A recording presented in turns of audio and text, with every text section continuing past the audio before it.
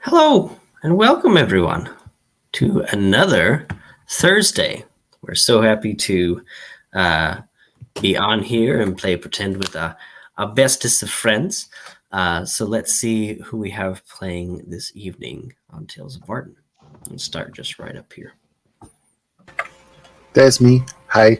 I'm Matt, War-Torn Knight out there on the interwebs, and I have the pleasure of playing Ogner, everybody's favorite new person, or new wizard-like folk in the game, because the old one is gone. So he's the artificer and the skipper of the ship, and we're very happy that he's here. Mm-hmm. I guess it's my turn. Hello, my name is Taylor, also known as Nerdy Pinup Girl on most social media platforms, mainly active on the TikToks and Instagram. And today I will be playing the wonderful, the fantastic Grendel Fialova, the 7-foot-tall, red-haired, half-orc Dummy barbarian. mommy. Yes, she's not a dobby mommy. She's a muscle mommy. There is a difference. But she is on the never-ending journey to find her her tiefling girlfriend, Helene, who has been kidnapped by BBG and is somewhere in the abyss. And Grendel's gonna fucking demolish them to get her back. I take it it's my go.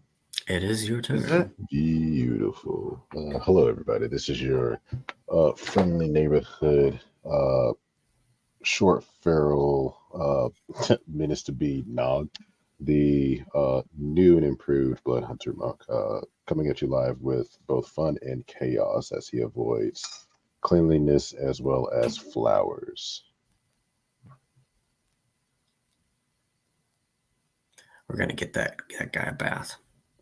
See how That's that what goes. I for. He kind of got Especially if this bitch fucking throws any of my fucking cans off my ship. Yeah, you're getting a fucking bath and you're getting Spray tied bottle. to any can. He technically did get a bath, but he was a bit salty about it. Please. Ha ha ha ha ha. Hi, hello, shalom, as some would say. I am Daddy Tarzan 82855. Little inebriated because I fly in a couple hours and I can't fly sober. I play William, who's a drunken piece of shit, who will fucking get very angry at Nog if he throws any of his fucking cans overboard. Grendel has food. It's okay. Don't worry about it. That You being don't know said, about the other things that I've thrown. William is struggling with his own his split personality disorder that he's got going on, and you know, shalom, as some would say, or you know, it'll buff out, as I would say. Well, yeah. So last time we did find out about William's alter personality coming out, and how that is all playing out with the crew. There are mixed feelings. We had a little engagement with some merfolk who were after Nog for some sort of reason. The party was able to rescue them fairly quickly and get them back on deck as a friendly, seemingly water-living individual helped the party navigate their ship through these waters filled with bioluminescent plankton. The party of the Pale Lady traveled through the night and made it out of the storm.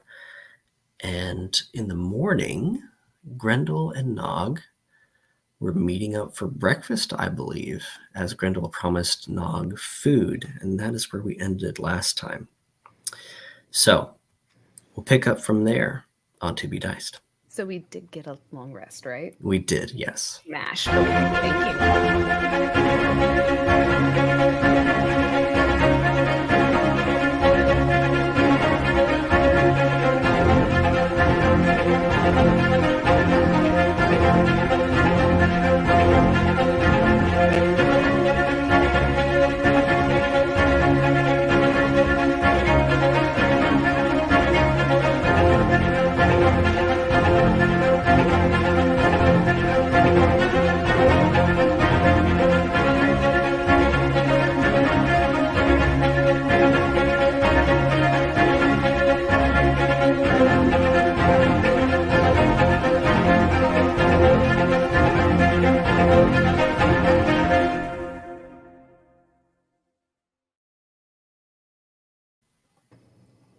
All right, then. So, Everything's fine. We're fine. Ha ha ha ha ha ha. Oh, her as she dyed her head red. yeah, red. Yeah, I'm a redhead now. It looks so good. I feel a Femgara cosplay coming in the works. Delightful. Thank you. It makes me feel sassy. We're gonna need it. Mm-hmm. So, Grendel definitely might be a little sassy. as Grendel leaves the galley where they found Nog last time, Nog is following closely. Got to keep my eyes on her. Okay. So Grendel will kind of like lead him to like kind of like the sitting area, and Grendel's gonna be talking to Nog. She's walking. She goes, "Okay, so Nog, you need to do me a huge favor. I'm going to take out one of my friends, and you need to promise me that you will not eat him, because if you don't eat him, then he can make you really good food. But only if you ask me nicely." So you see Nog, just one eye is semi-focused on you and the other one is just oblivious to what it is that you're saying. I rolled a nat 1, so we'll see how this goes. I need you to stop rolling fucking nat ones for Nog. Well, I don't know. It's way too common of an occurrence for this character. Switch up those dice. Way too common. I It's don't have okay. a dungeon for the dice. We will try a new browser. We'll go to my Roll20 to see if that helps. You're using digital dice? That is why! That is why! I don't want to use a good I will dice. also Imagine. say, if Grog's like eyes are just in different directions, Grundle would take that as he is focusing really hard. Digital dice have never been any human D&D player's fucking friend. The only people that digital dice are friends with are actual Warforged. 100%. Let's see. Mac, go to the corner. Pulling out the metal dice that I got for last year's birthday present. All right, let's go. Oh, I got a 3. It's not a 1. So that's a 1 for my modifier because I got a -2. So it's not a nat 1.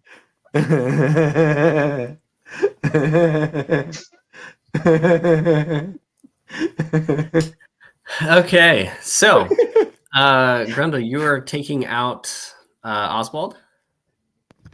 Yeah, it's Oswald, not Oscar. My bad.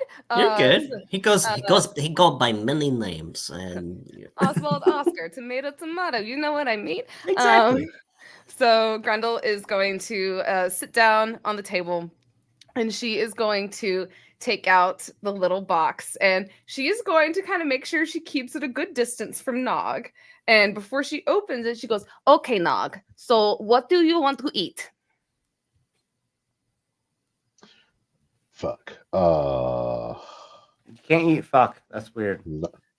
We can do roasted lamb. Do you want beef stew?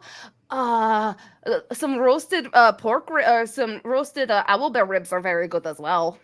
Nog perks up at the owl bear. Let's go with that. Grendel just smiles as she nods and she opens up. She goes, "Oscar, hello, are you there?" As you open the box, Nog, what you would see is a small piece of coal that seems to be glowing ever so slightly, the dark cherry red, as two bright white eyes begin to pop out, a rolling mustache made of flames, and a humanoid-esque looking elemental steps out of the little box with a little chef's hat on and is ready to serve Grendel. Nog, this is my friend Oswald. Oswald, do you mind making Nog some slow roasted owlbear ribs, and could you make me some beef stew, please? Beef stew and owlbear ribs, slow roasted. Yes, please. Very good. It will be just a moment. He begins to take out a small little chef's knife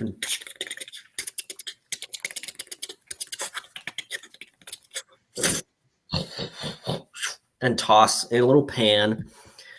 And before your eyes, it begins to form this massive plate of ribs that seems to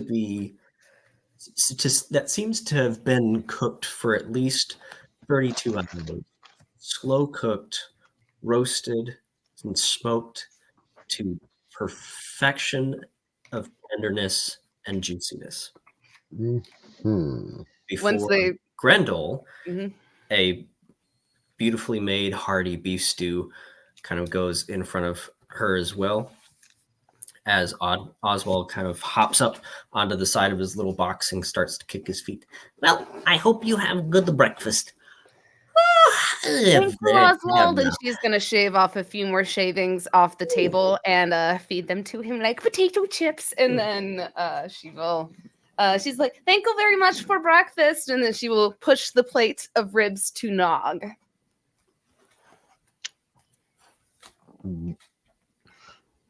You ever see those cats to where their eyes just like go into full like yeah. Eyes just dilate, yeah. Yeah, homie is fixated on the plate of ribs and you just see him just try to eat it as fast and as much as he can before anyone else comes in and takes it from him.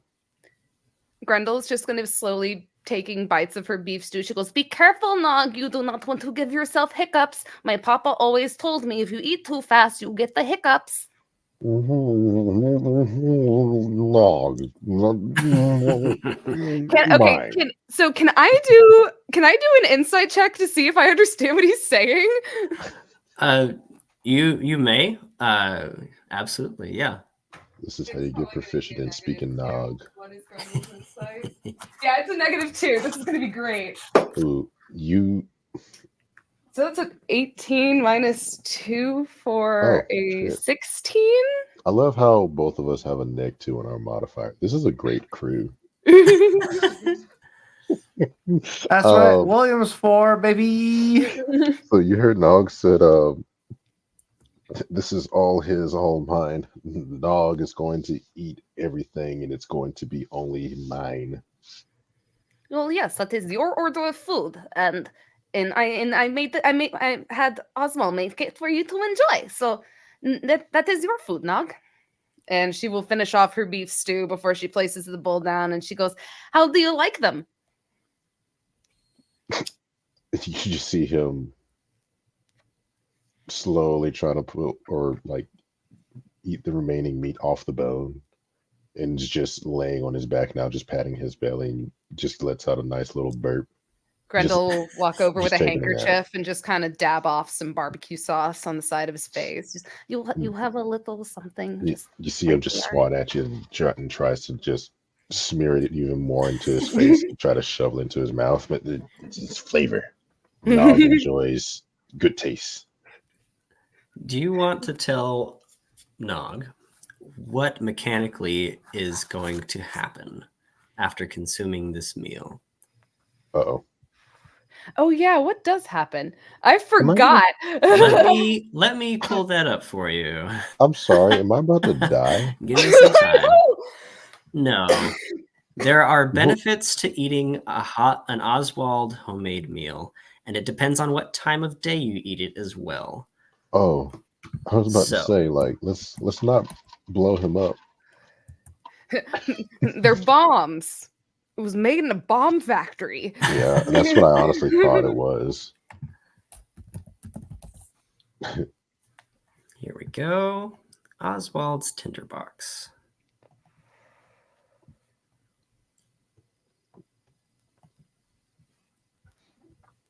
And this would have been, speaking of which, you roll a d4 for the start of the day, because I gotta get that shit. Get that stuff going, which I have to roll a d6. That's gonna hurt. Ooh, full 6. Like, I thought I tortured myself with some of my characters. Damn. Yeah, this helps me be strong as I mean, honestly, what's your passive perception looking like?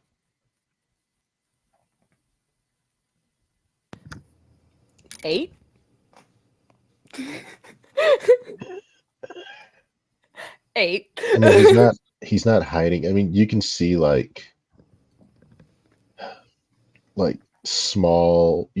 So are you familiar with like the floating eye effect, where you have this little worm floating in your eye sometimes? Oh yeah, where you see the little you kind of see that kind of trace up Nog's arm a little, but it's no big deal. You just think that it's like a little eye floaty, maybe. Is there any discoloration?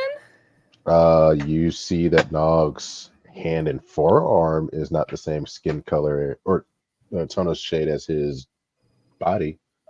It's a little more metallic in a sense. Has it always been like that? This hasn't happened since Nog took a factory reset. Okay. Upon seeing the discoloration, Grundle's just gonna kind of look at Nog and go, "Nog, do you feel okay? Are you tired, or Do you feel like you're gonna like have a monster split off your body and try to eat somebody?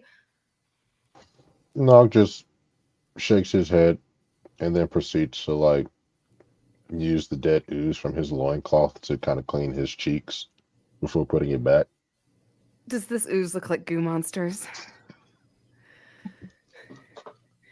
Nog, what are you doing with that? With what? Why do you have the bad ooze? That stuff can get you very, very sick, Nog. Oh, this no. Nog like way it feels on body. Here, see. No. Like Grendel immediately goes to like swat it away. Oh God. Fuck, Just, she doesn't want to call out to William. Xenia isn't here. Fuck. You just see Nog kind of pull it back and just shrugs and proceeds to like scrub the rest of his body with it. Feel nice, warm, stingy.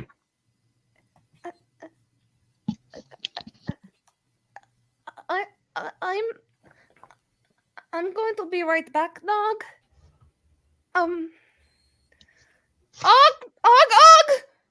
Hello? And she is immediately gonna go and try and find Ogner. Now, Chris, while she's doing that, out of curiosity, did she leave the wonderful box behind too?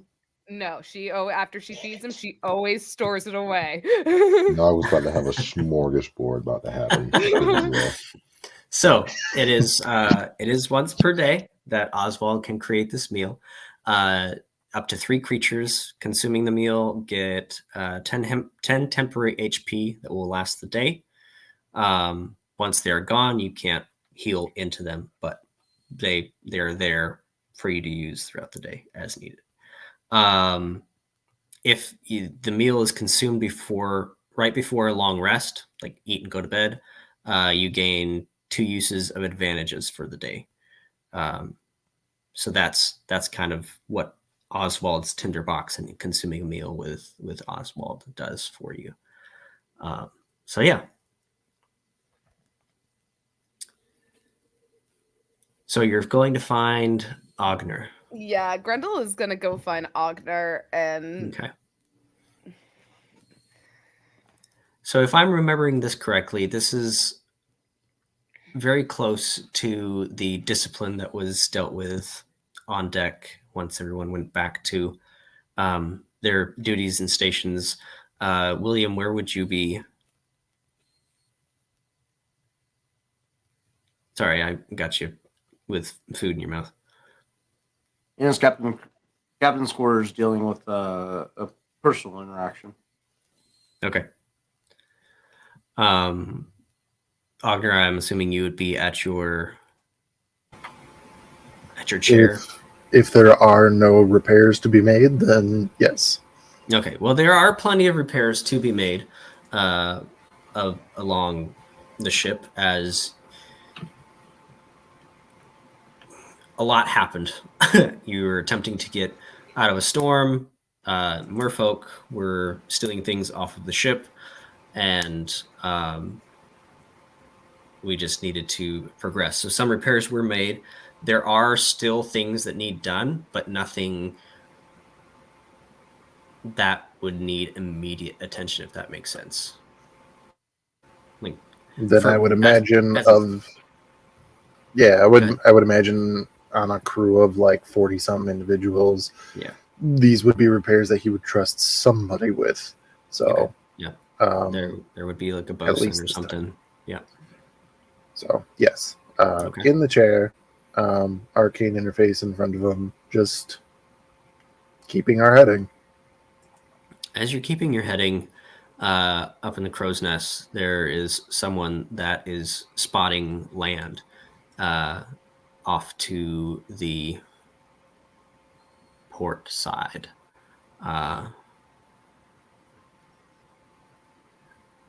Land ho to port.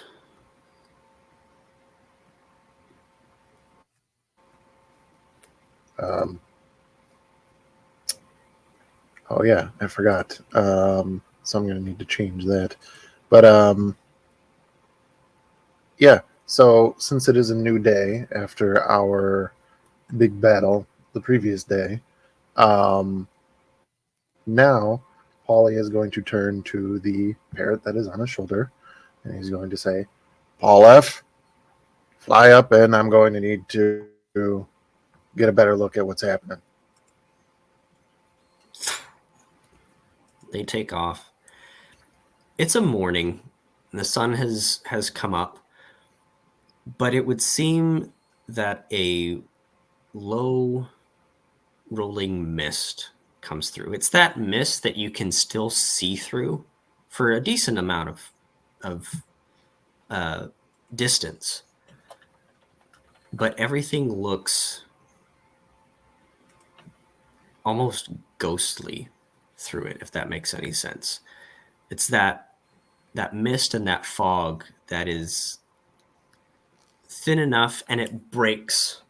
So as you're looking at this landmass, there's these different strips where you can see more of it, and then there's other strips of this mist and fog that's rolling that covers other areas, and there's other ones that just lightly obscure and hang low to the ocean and low to the ground of this landmass as well. Yeah. Okay. As you're looking at that, or as Polly's looking at that, Paul F. Paul F. Gotcha. Yes. Okay. No more Polly. No more Paul E. It's Paul F. Gotcha. Thank you. Love it.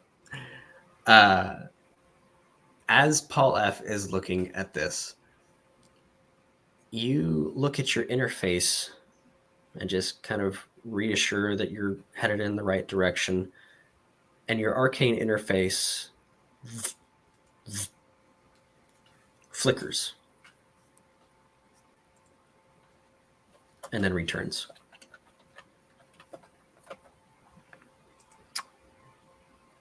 We are going to keep our distance, and hang on, got ahead of the sentence. Ogner is going to send Mr. Aro to the captain's quarters to get William's attention. Okay.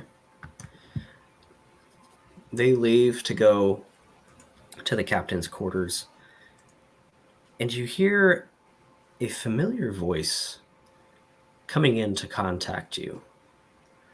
Hey, Big Red, are you anywhere close to Eris Mora?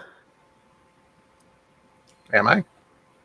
You're in the middle of the Midland Ocean. You are probably 150 miles from Greenport.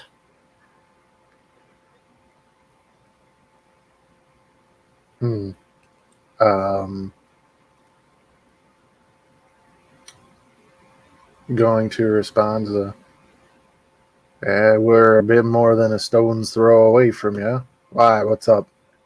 No, well, I was just wondering if you were in the neighborhood, if I could maybe borrow Mr. Aro again. I promise I won't break him this time.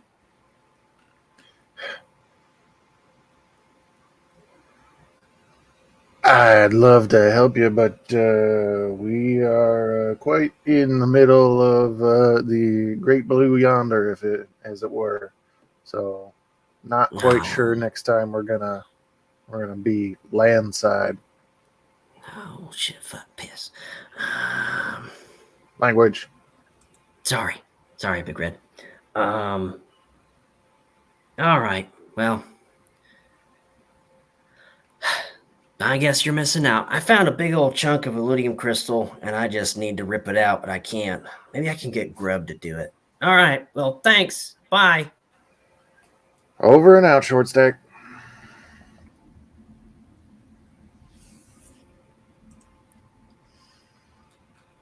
But we're going to file that away so that if we are ever in that area that if you ever need to find Evan again, yeah. Yeah. Yeah, so RO dispatches to go get William's attention. There is a mechanical knock at your door. I would say before this this contact, there's a little scene of William pacing back and forth within the confines of his room before he greets himself with a mirror. And in the mirror, the familiar visage of one with a skeletal face, but not completely. It's an X revelation of a skeletal face over flesh. Hi. So you thought you could be done with me, did you, mate? Thought you could kill me off.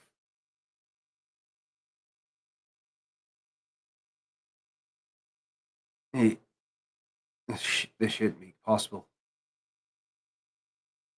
I didn't try to kill you off, mate.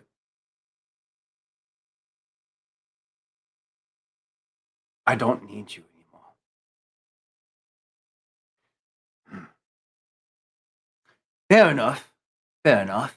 But exactly, remind me exactly who the fuck was the crew of the Pale Lady cheering for when you boarded this fucking ship?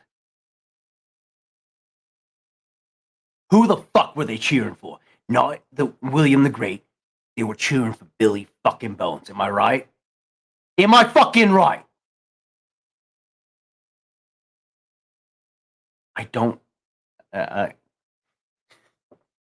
Billy, I don't fucking need you. It was a mistake. It was a fucking mistake. I don't sail with Captain Balasar anymore. I don't need you to protect me. Fair enough, mate. Fair enough.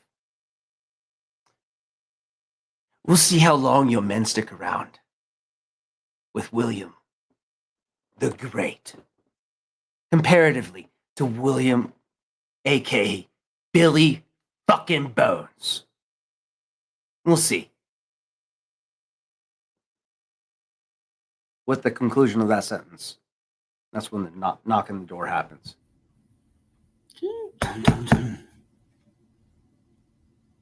Hi. What do you need?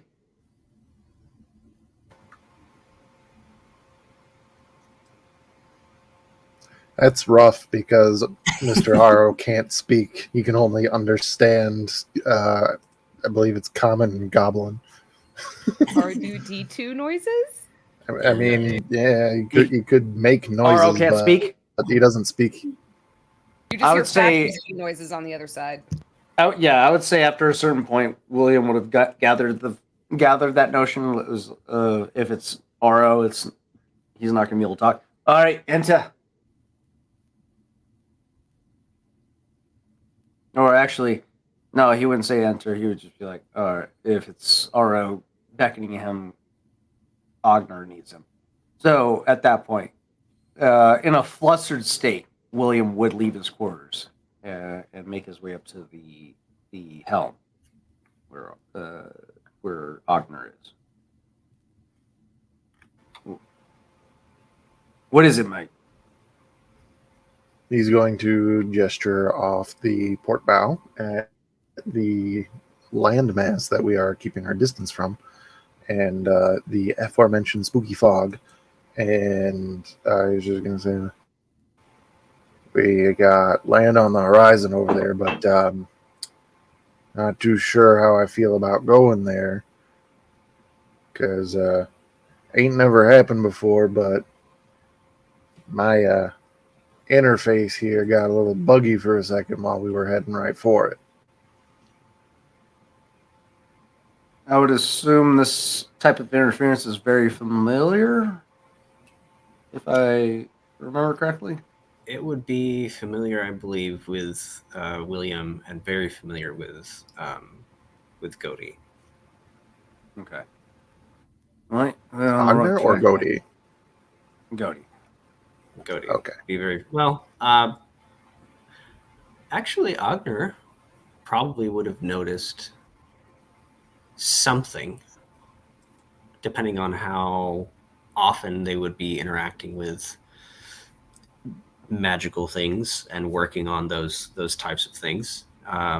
You would have noticed about every 12 to 18 days this power surge, but instead of an amp increase, it would be a throttling of that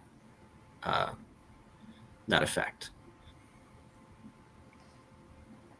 Okay. So then, with what William just said, I'm sorry, you want to go towards whatever anomaly pops up twice a month? Hey, this is consistent with what goes on in this area. We're on the right track. Find us the nearest beaching port, and we'll disembark from there. Go on foot.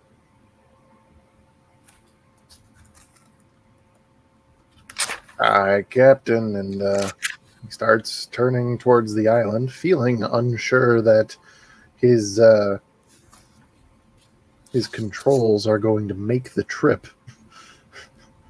That's what happens when you turn it completely automated.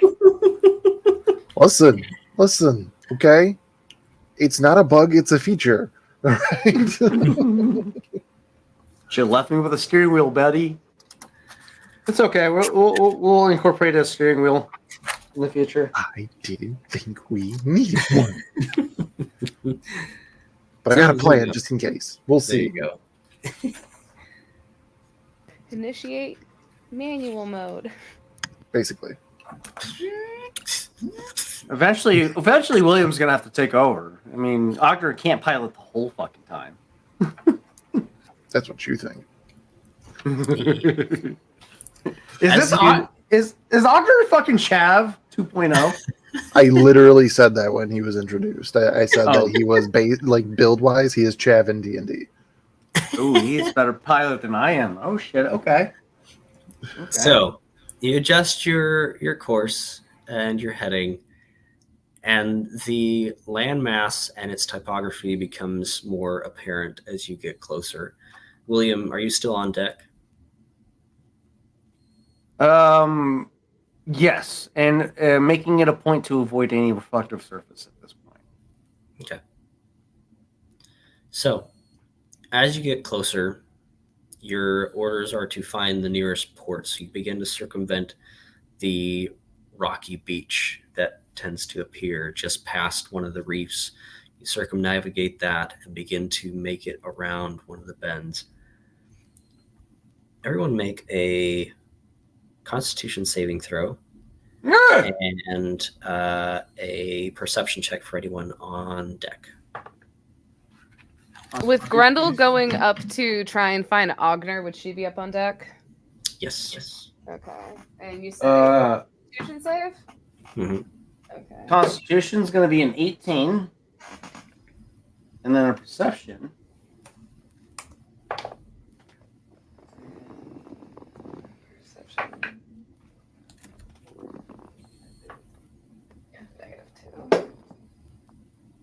17.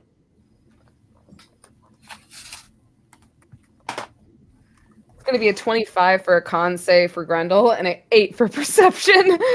25. My God. Yeah, I rolled an 18 plus 6, so She's got Constitution. What she makes up for in her lack of strength and Constitution, she makes up for in her Constitution Right. save. I'm sorry, I did math wrong. That's a 24 for a save. That's still good. That was a Now it's terrible. No, I'm kidding. Everybody dies. Okay, so what were those perception checks again? 8 for Grendel. 17 for William. Grendel don't see shit. Nog was left wherever Nog was left. Where was I left Uh, again? Digesting on the table. Okay, we're in a food coma right now. I will put on the table if you suggest it, I will expend a superiority die to increase my DC from a 17 to higher. But if the 17 passes, then Yeah, 17 is fine. okay. It depends on what you want to see. Depends on what I want to see. I want to see fucking everything. You know what? We're gonna spend a superiority die to increase it now, since you want to fucking word it that way. What's my dice that I'm rolling? Superiority. Where are you at? D8, right? Is that right? I can't remember. Superiority die. D8. Yep. D8. So 18 to a whopping you bitch. 19. A fucking 1. I rolled a goddamn 1 with that superiority spend. Muy triste. But it is a superior one. Yeah. I'm still disappointed. Hey, it was so superior, it obviously thought it was number 1, right?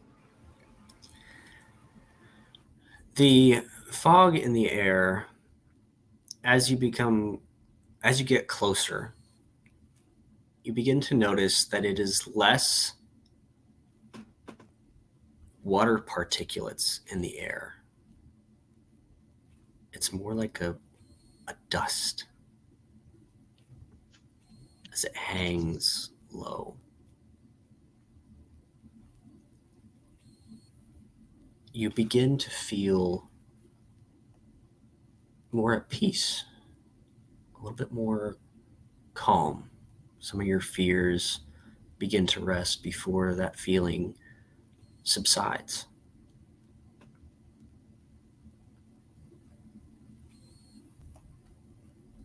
As you round a rocky section, as you jut out and come back around, the bow of the ship creeps forward. And you notice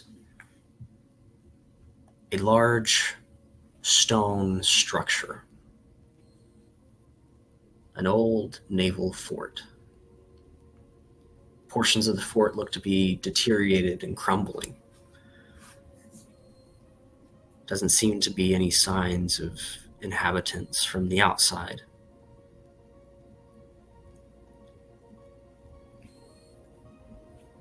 This fort is known as Fort Grimshale. It's placed here as a very strategic spot and was also a spearhead for the Magisterium to search for lost magical artifacts. William, you would know this. As you gain sight of the stone structure, the camera blinks for a moment.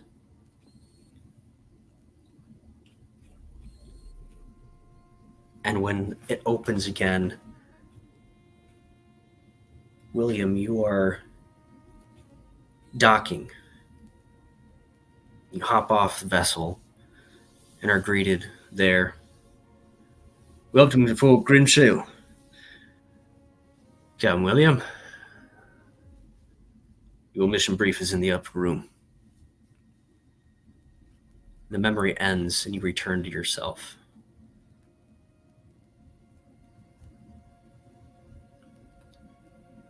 Another memory flashes, walking the halls of Grimshale. Different rooms with different arcane sigils and magisterium workers flashing. Different hallways. Climbing the stairs. You open the door and War Minister Vane is sitting at the desk in front of you. Welcome. Let's talk about your mission. These are glimpses from the past, William. You've been here before. When you were here, a sovereign flag was flying. There is no flag on this fort anymore. It looks abandoned and falling apart. As you come to the area where they would dock ships, there are at least 3 that you can tell.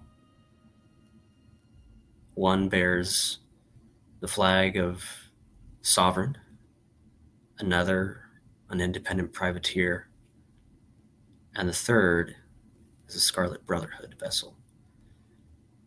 All seem to be in disrepair, in disarray, covered in seaweed and rot, moss. Been here from some time.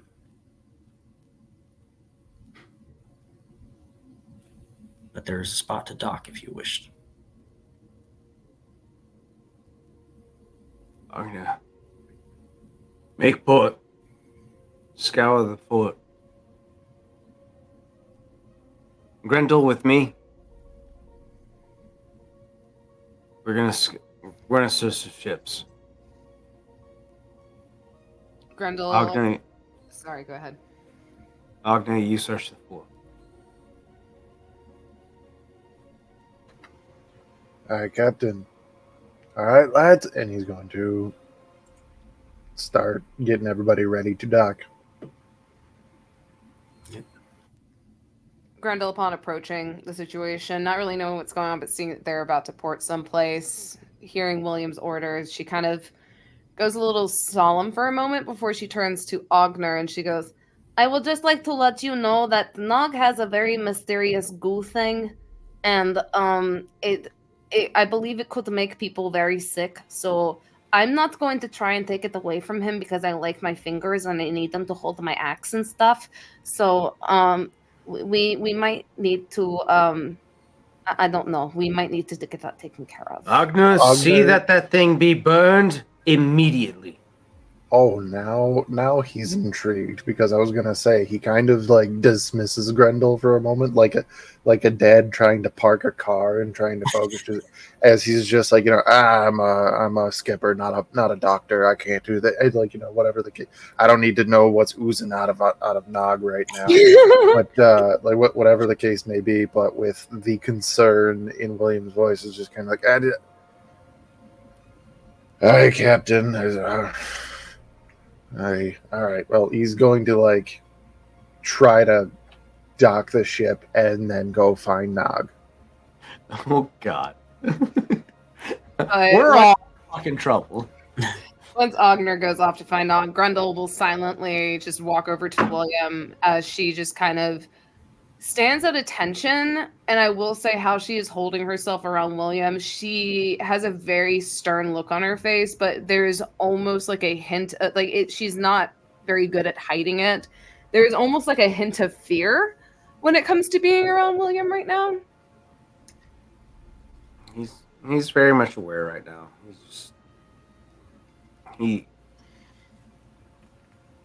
Just like a military man is very, very hard or very apprehensive about addressing emotional concerns at the moment. He's very focused on the mission at hand right now. Grendel is currently also focused on the mission at hand, also just because she doesn't want to piss off William. So she will follow with just simply, what do you need me to do, Captain? Stay on my flank. We're going to inspect these ships. Make sure we're not going to be flanked from any more of these ooze symbiotes that keep popping up. So, would you like me to stay on the ship and watch out for goo monsters aside from the one that Nog is currently snuggling right now? Agner has that covered. I need you to watch my back. Well, I can see your back perfectly fine right now. The only thing I see on it is possibly regret. And that's why I want you to watch my back. You can see through me. It's a lot of trust you put in me, William, but I will do my best. Meet back on the Pale Lady if you find anything. All loot is to be consolidated for payment at the end of a campaign. Any of those of you caught squandering any payment for yourselves will be punished accordingly. Am I understood? You hear across the board, "Aye, Captain." Good. Any one of you spot anything of noteworthy, call out. Grendel and I will inspect the ships. The rest of you inspect the fort. Be safe. Watch your left and your right. Cover your brothers. And we should be fine. Your brothers and sisters, I should say, actually. Very well. So, where would we like to start? Roll for initiative to see where we go. So we've got William and Grendel searching the ships, correct? Correct. And Ogner is headed to confront Nog about the ooze, or searching the fort first? The way that this was put, Ogner thinks that this is going to be a simple task, like snipping off a growth or something like that, whatever the case may be. He doesn't have all of the information on what these things are or how they do or whatnot. He was just told to, I mean, quite literally, burn it off of Nog. But we'll see what's available. Very well. I rolled a 7 for initiative for William. Oh, so we're rolling initiative? That's my reasoning behind what we're doing. Okay. Well, Get 15. that will be a flat 14 for Grendel. Oh, Okay. that's what we're doing. So Nog is the first one to figure out what they're gonna do. No, except Question, ship on Grendel, fire. do you not have advantage on initiatives yet? Oh, I do have advantage on initiative. I forgot There that. you go. It's a 13 initiative for Ogner. Oh, that's an 18 7, 13. now for Grendel. 17, 13, and 18, and 21. Okay. And a quick segment to appreciate Taylor's hair. It was great. Thank you. Great. It makes me feel sassy. I was debating on putting on a flower crown, but it would have itched, and then I would have wanted to throw it across the room like William at some point. Or Nog. Probably Nog. Okay. Looks great. Thank you. All right. So William's last initiative for sure. So Grendel's up first. What do we want to start doing? Kind of start there. Kind of develop this. If William is telling them to go inspect the ships, so how many ships are around? There are 3. The one that is most recent, or looks to be the least sunk, is the independent privateer. So I'm guessing they'd probably go for the more secure ship first than they would for the ones that look like they are hanging on at their last little plank. Grendel would, so I'm guessing we do the whole dock thing and we walk across and all that fun stuff. I guess for Grendel, I can start with not insight check. Can I do an investigation check? Because that's at least a flat roll for Grendel. There you go.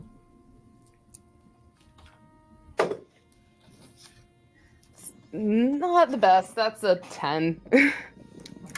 10's enough. But I will also say while she's walking, she is going to make a mention to William. Just again, in a very serious tone, not addressing anything that happened. Just going, I just wanted to let you know, Nog tried to throw one of the cannons off of the ship, but his arm looks a little bit different.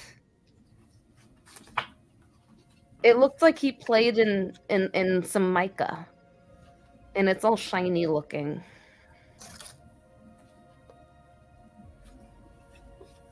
I don't know if he's infected by the goo monster, but it doesn't seem like the same thing. I just thought I should report it to you, Captain. I'll be able to respond at the end of the initiative.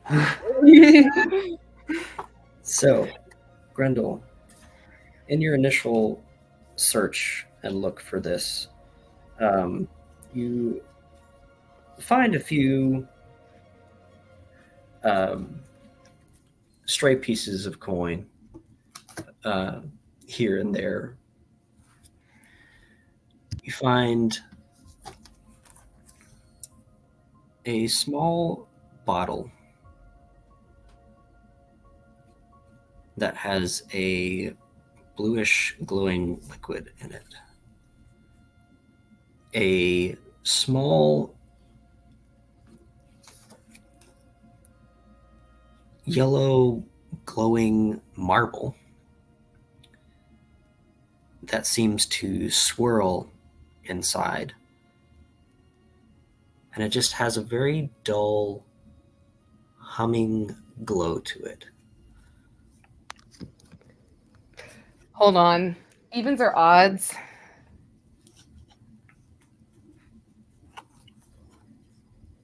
Odds? Okay. Yeah. So that's a nat 20. So Grendel does not shake the bottle. Okay. As you pick it up, the liquid inside moves just slightly. In a continuous motion, it seems to have this little pulse of energy that floats to the top and kind of curlicues down to the bottom, then straight to the top, and Does kind of recycles itself. Does the pulse of energy feel familiar at all? No. No.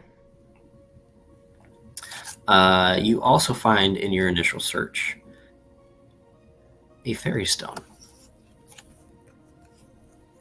Oh, is those are like the stones, right? Those are the ones that will teleport you. Teleport. Okay. Grendel will kind of like hold up. She goes, so I'm not very good at magic stuff, but this is a whoosh stone, right? Hey, no, good find. Well, I don't know how to use these, so I'm gonna hold on to it until we can find Goldie, and then maybe Goldie can work on the whoosh stone. So, with that initial search, we go to Nog and Ogner. What's happening there? I would imagine that Ogner is just going where Nog's last known location is and just, Nog! Just looking around for him.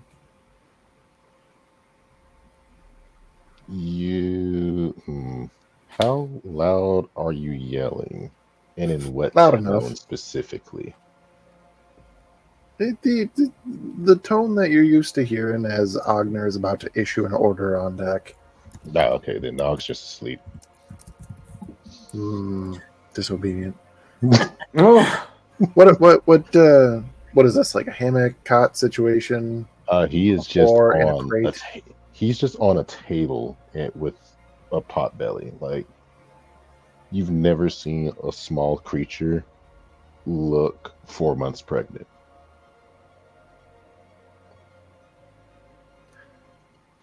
All right. Do I see, and since he is unconscious, do I see this ooze creature that has been mentioned? Oh, no, you just see him in his traditional loincloth. Okay. So with that, he has nothing but assumptions to make. So he's just going to kind of get close to things that I do for my first charge on a ship. Fine. And he's going to drop his goggles and go to the distended belly and give it a poke to see if this is where the ooze is coming from. We'll just roll for funnies. Grendel did not explain this situation very well. I'm not a doctor. Oh my god. So 1 to 10, we'll say that he will awaken. 10 to 15, he burps. 15 to 20, he farts. Like that those are. What in the fuck is going on? 16. You poke and the Nog lets out a happy butt whistle as they call it. He's gonna kind of like shake his head and be like, "Grendel is overreacting. He's got gas." When you poke and they they let out gas out of the loincloth, this black ooze kind of just This bitch is still fucking alive? Oh As- no! Hell no! As Kill a that bitch. player, Hearing it all over him. well, wait. With the flop, as a player, I'm assuming that the fart was bad enough that it killed this thing. That's also a possibility.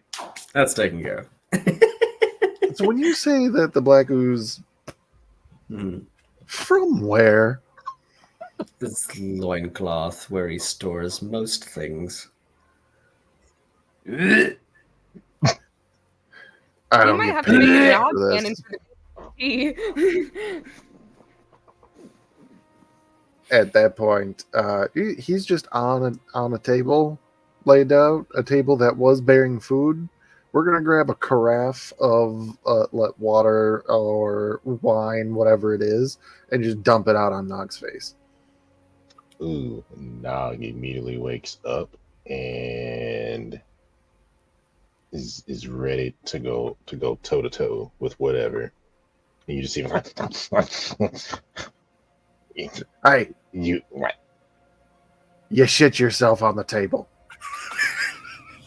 he looks down and Accurate.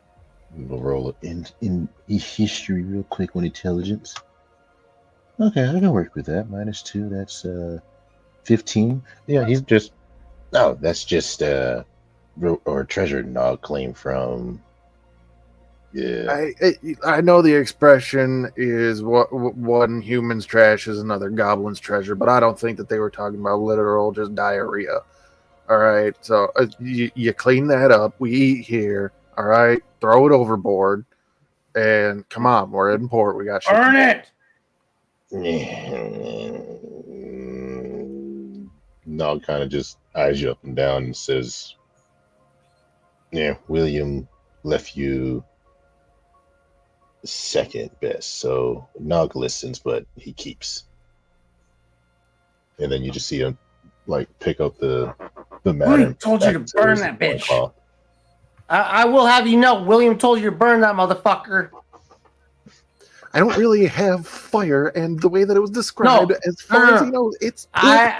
I'm talking about Nog. Not William told Nog to burn that motherfucker. Wait, I just reached a realization. Does Ogner think Nog just shit his pants?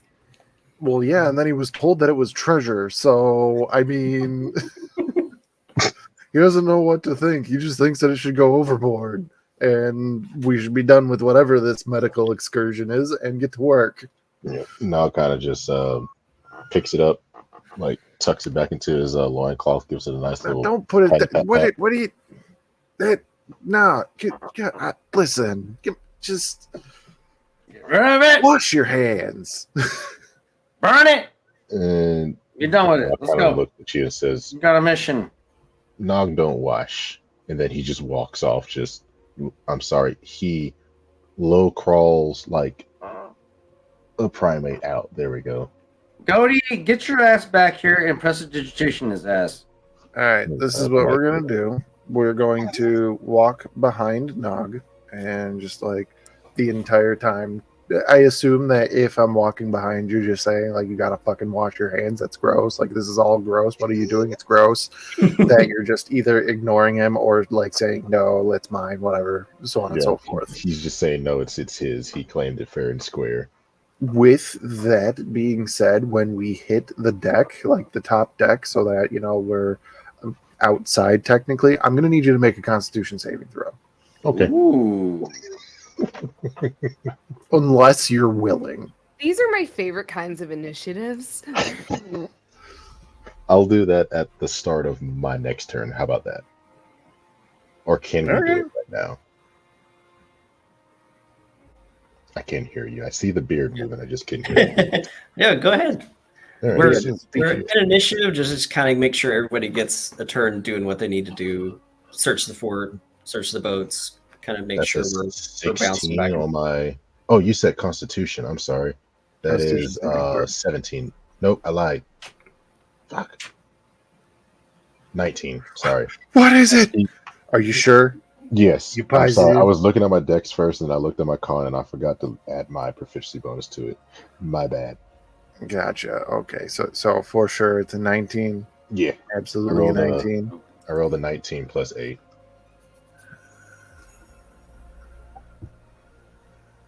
Fine. Yeah, Oh, you 11 plus feel a pull actually because we are still on the ship, and this is how I described it before. The rigging tries to grab you and lift you in the air to throw you overboard because I tried to cast vortex warp on you to actually get you in the water, Ooh. but you resisted. But you were behind Nog, so he doesn't know it was you. Mm-mm. Yeah, he thinks this. The ship's coming from alive. the ship. Do I see the source? It'd be like the ropes and the rigging, the way it was described, I believe. That's up to. So I'll end it on this, Chris, and we'll pass the turn. Nog's going to transform and try to kill the boat. Or kill the rigging. There we go. Because PTSD, he pretty much got kidnapped to the ocean and thought that it was trying to take him back. Mm. So yeah, we're just going to transform, turn into a feral-looking Nog. Wait a minute, you're saying that he normally looks like a mannered Nog? Yeah, so think of like a dog before you abandon it for like a whole year and then it just turns into a wolf. It's kind of like that. I don't like thinking about those sort of things, Lee. The fuck? Arms of Only happy thoughts. an angel. Think of like the Chihuahua, like grandma's Chihuahua before you sit down next to grandma and then it just turns into Satan. It's like that. It's a very, very niche thing that you said, but I get it 100%. Ogner, since you're right there, make a perception check for me. Aye, sir.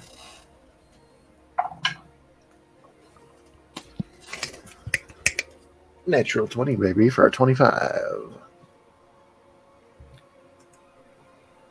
I'm not sure what sort of physical alterations there are to Nog when he transforms. Would you like to describe that for me, Lee?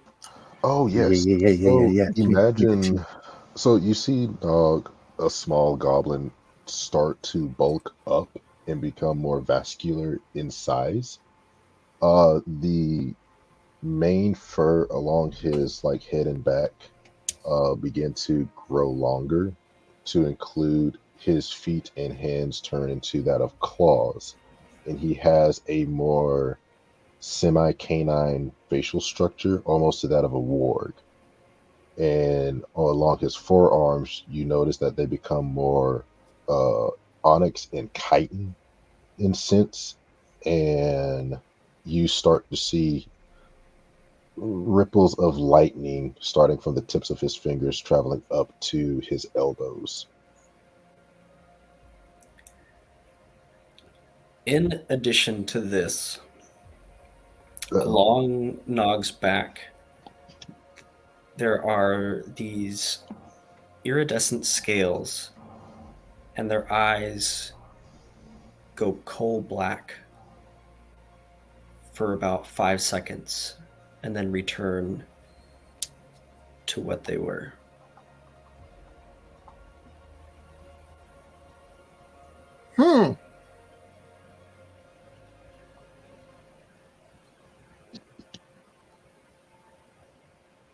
Well, I guess we'll cross that bridge when we get to it. Listen, we already, you motherfuckers, and your self-imposed disadvantages and shit. I'm gonna fight Come all of on, you. you know you're fucking here for it, Tarzan, and like we always say, it'll buff out. It'll buff out. Whoa. Look at the pot calling the kettle black as you literally just had a conversation with yourself, Yeah. Tarzan. Oh, I thought you were talking shit to me. I was like, I am completely aware. I so many No. disadvantages characters. No. Shh. You don't know what you're talking about. Shut your I know face. exactly. I know. I have an intelligence of 20. I know what I'm talking about. Like Smart guy. IRL, I have like an intelligence of like 9, and I can figure out that William has some fucking issues. IRL, it's like a 13 The whole maybe can- for me. It's a whole can of worms. All of my shit went into charisma and weird wisdom facts. Smash. Smash. So before we derail this campaign any further, His Majesty Lord I GM, love how I got a is the voicemail next from step? my work from last month asking me to come into work. And I'm like freaking out. And then I just realized it was a voicemail from last month that I just got right now. Has your service been that bad at your house? Apparent fucking Lee. I'm like, why am I getting a notification from right now saying that I am late for work for a month ago? That's insane. Anyways, it's time to disembark after William So does you- an investigation. So you and Grendel are on the privateer ship known as the Treaties. What would you like to do? She is holding this bottle currently with whatever this potion is, and she's just kind of looking at it. William would be making his way to.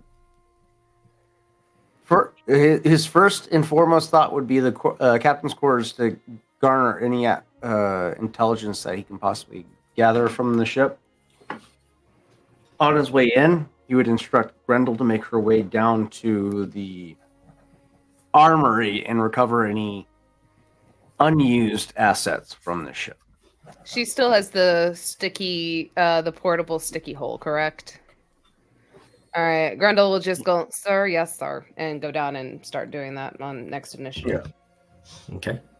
While he's in there, he's gonna inspect the desk, mainly due to the fact that if he was gonna hide anything, he would hide it in his desk.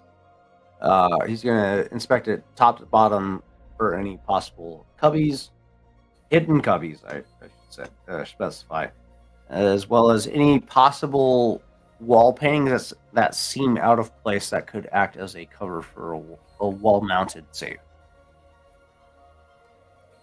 Okay.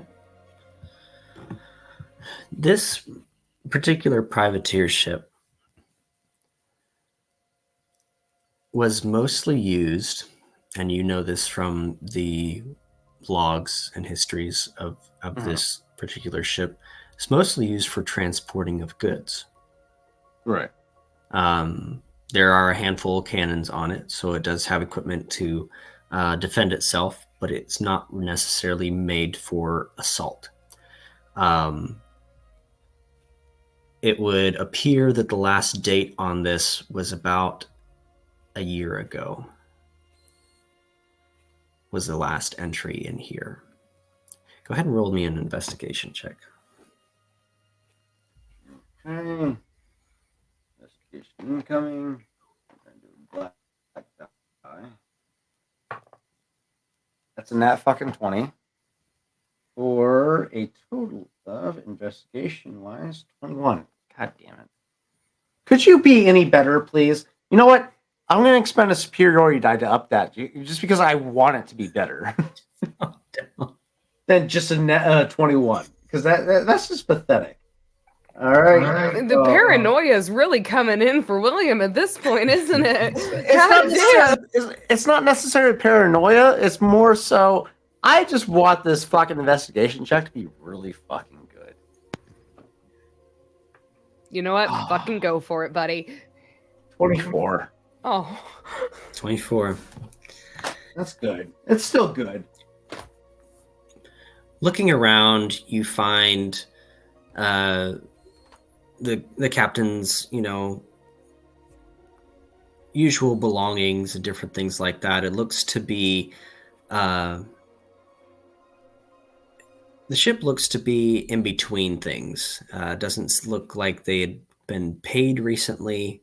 Kind of looks like they were in progress somewhere before they docked here at this particular port. So in between jobs, okay.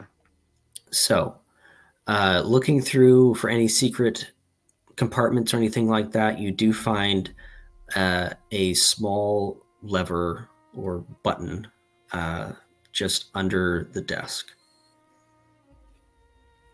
Okay. He's going to activate that lever. A small little pocket opens inside of the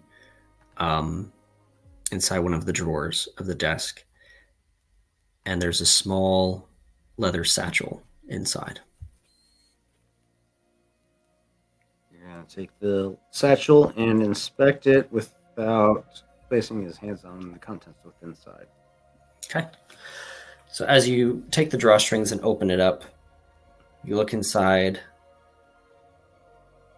and there are you're hit with this smell of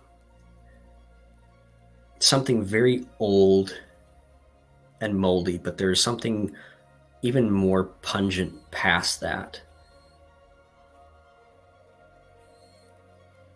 Okay. Roll me a nature check. And go with the ocean die. Come on, Celeste. That's not bad. That's a 10 plus. What's my nature? Nature is a +1, so 11. Okay. Not great. It looks to be a sort of plant that has been cured and dried, but it does seem to have gotten a hold of some of the moisture that is part of the ship, being about half sunken in the water at this point. Okay. Just everything is very damp and wet, so that has kind of made it into this satchel. Makes sense. He's not much of a floral expert, so yeah, he's going to pocket it and keep it on hand for Grendel, because he knows that she's very proficient in flora. Continue his search throughout the office and make his way down to the lower levels afterwards if he doesn't find anything else. Okay. As you begin to make your way to where you sent Grendel, you were sent to the armory to just collect everything that you that's down there. There are a lot of like harpooning spears and some swords and just a few other utensils, hand axes, just what you would normally find on a ship. A lot of it's covered in like barnacles, and you're having to walk through about 6 to 8 inches of water on this particular level of the ship. And as you're collecting these things, make a perception check for me. Are you putting it all in the portable hole? Yes. But I will say Grundle would probably only put weapons and stuff that she's familiar with. And if it's any gunpowder, if it's in the water, Grundle is not going to put it in the bag. Okay. Just because, like, if there's one thing that Ogner probably did take the time to teach her is you cannot get the gunpowder wet. I would imagine, like, him being smart boy, he would have told her, like, the bed needs to be nice and dry and warm for the cannonball.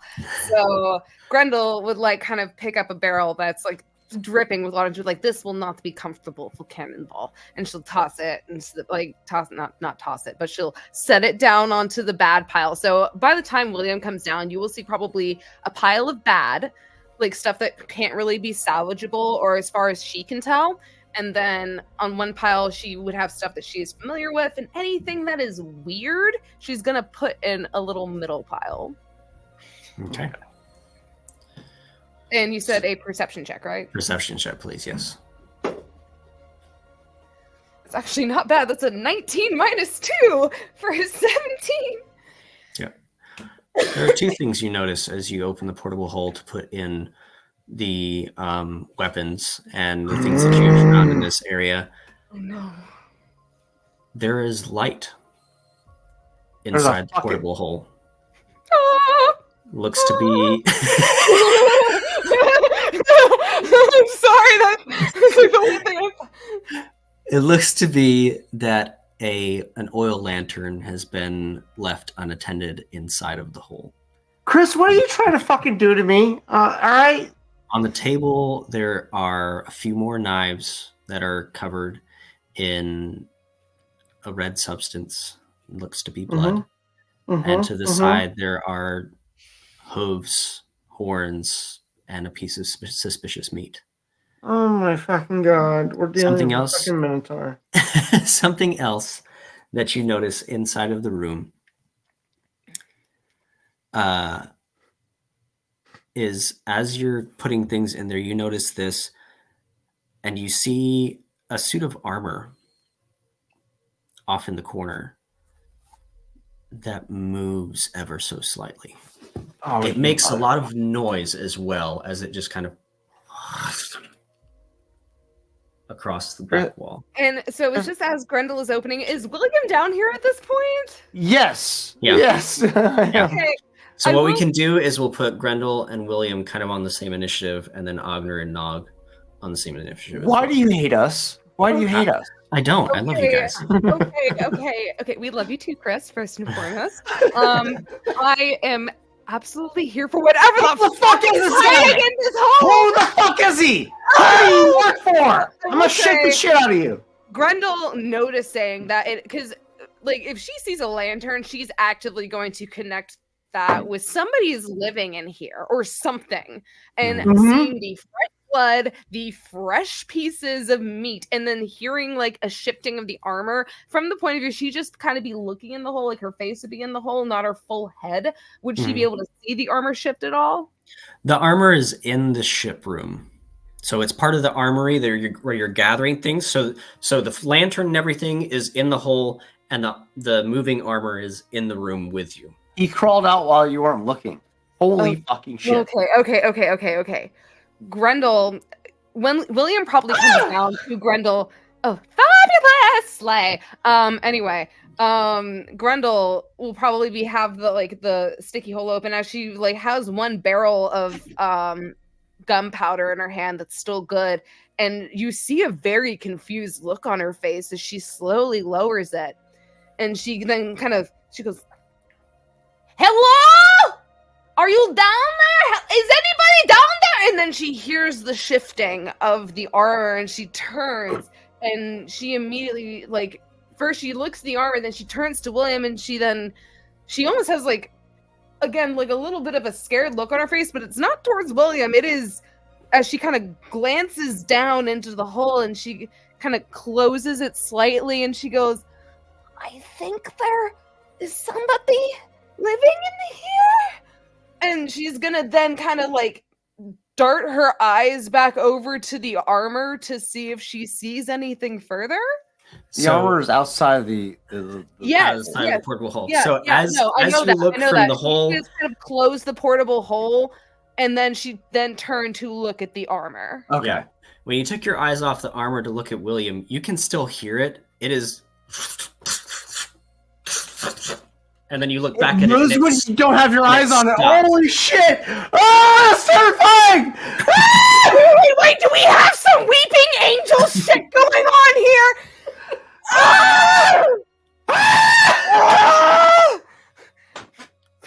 Okay, so again, eyes back over I'm happy to be here, guys. at the armor. Grendel is just gonna need to go, William? William's just squealing like a little girl.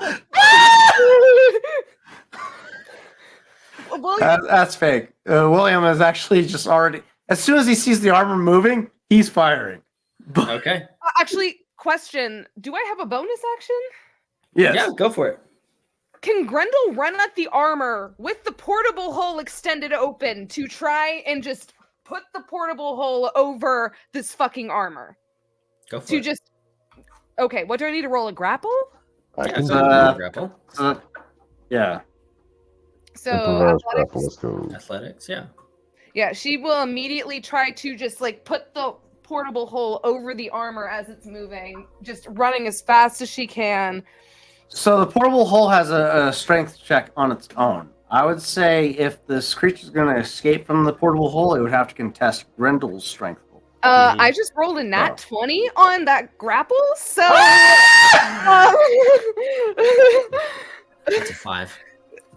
so yeah, that will be a 28 for Grendel. That bitch is stuck in there right now. Yeah. And as soon as she puts it over, she closes it. She goes, "William, you saw that, right?"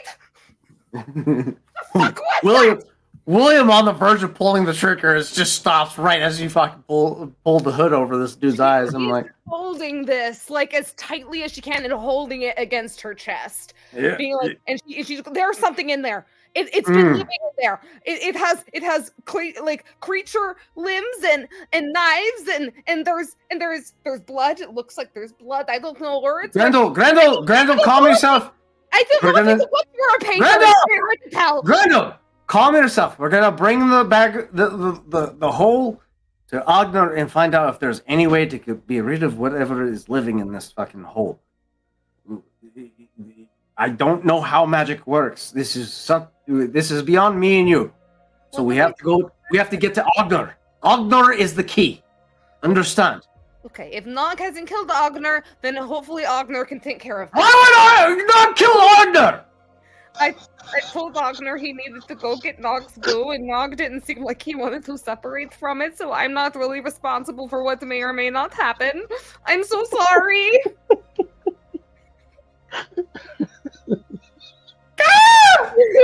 And I will say Grendel will immediately apologize because she was just trying to do the right thing. She's like seeing William, if that is From canon.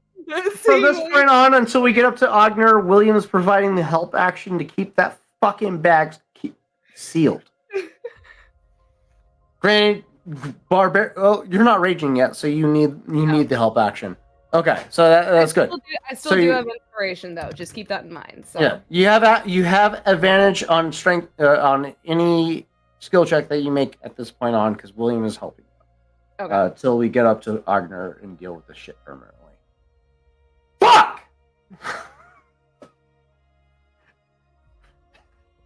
Ogner, what are you doing? So that's Grendel and William's turn, trapping the armor in the portable hole, correct? Whatever the fuck that thing is. Yeah. It is Right. in the portable hole. Got it. Right, Ogner, Nog, what are you doing? I'm killing this rope. Roll some attacks.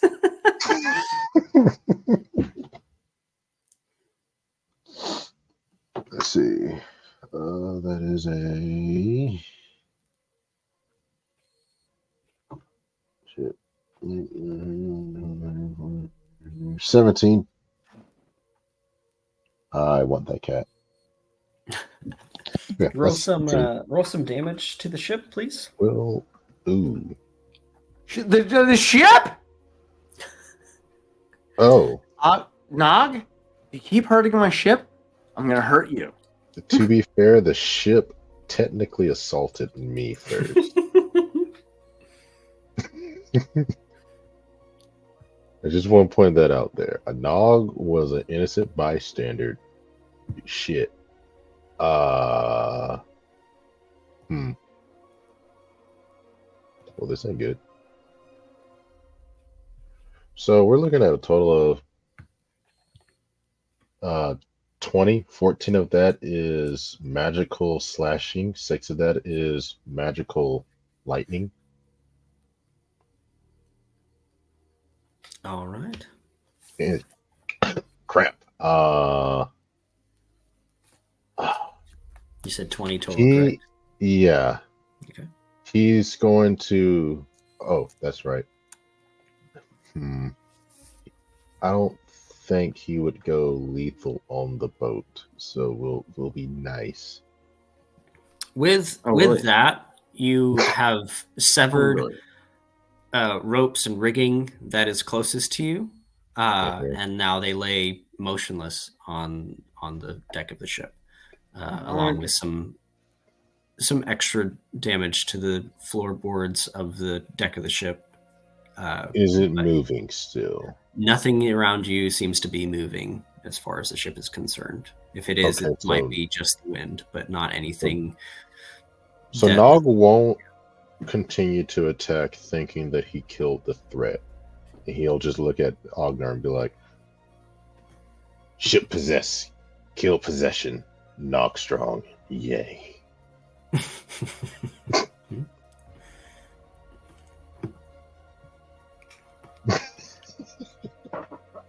I don't know how to respond to this. I think Nog. You're lucky I like you. Don't worry, Nog likes you too, just this time without a bed of rice. Anything else, Nog, for you? No, Nog has neutralized the threat that he assumes and is just basically on watch, making sure that nobody or nothing ambushes Ogner at this time. Okay, so you are on watch. Go ahead and roll me a perception check, please. I shall. He'll be utilizing that old sniffer. Good God, that is 8 or 16 plus. What is that? An 8? Yeah. 24 perception based off of smell. Okay. Like, yeah, based off of smell. And then if it was to be a normal seeing or hearing, it would still be a 18 because the second roll would not have won me. Perfect. You smell it before you see it. The rolling sea air comes in, the smell of seaweed and fish and just rotting dock, rotting flesh. And you turn your gaze towards the mainland, and looking through the trees, you see a figure walking slowly, trudging through the bushes, the brambles, the thick forest, and looks to be dragging something behind. Just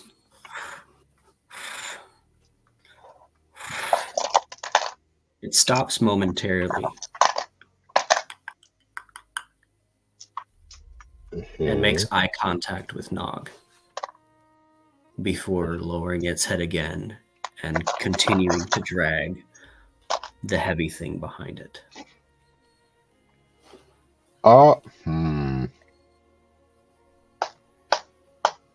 Nog sees this.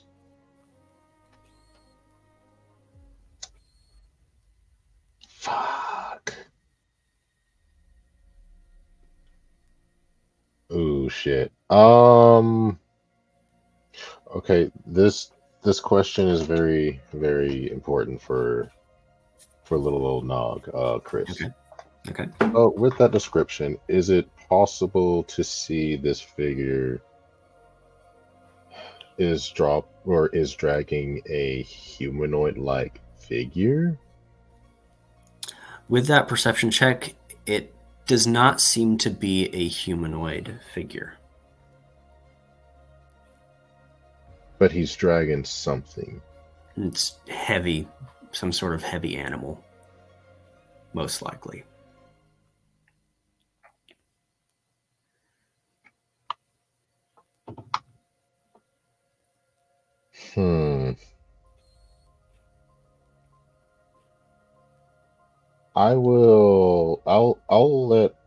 I'll pass it to Ogner because in Ogner's mind, or in his perceptive, he sees Nog getting ready to charge something. So you're holding an attack action? Nope, he's about to move.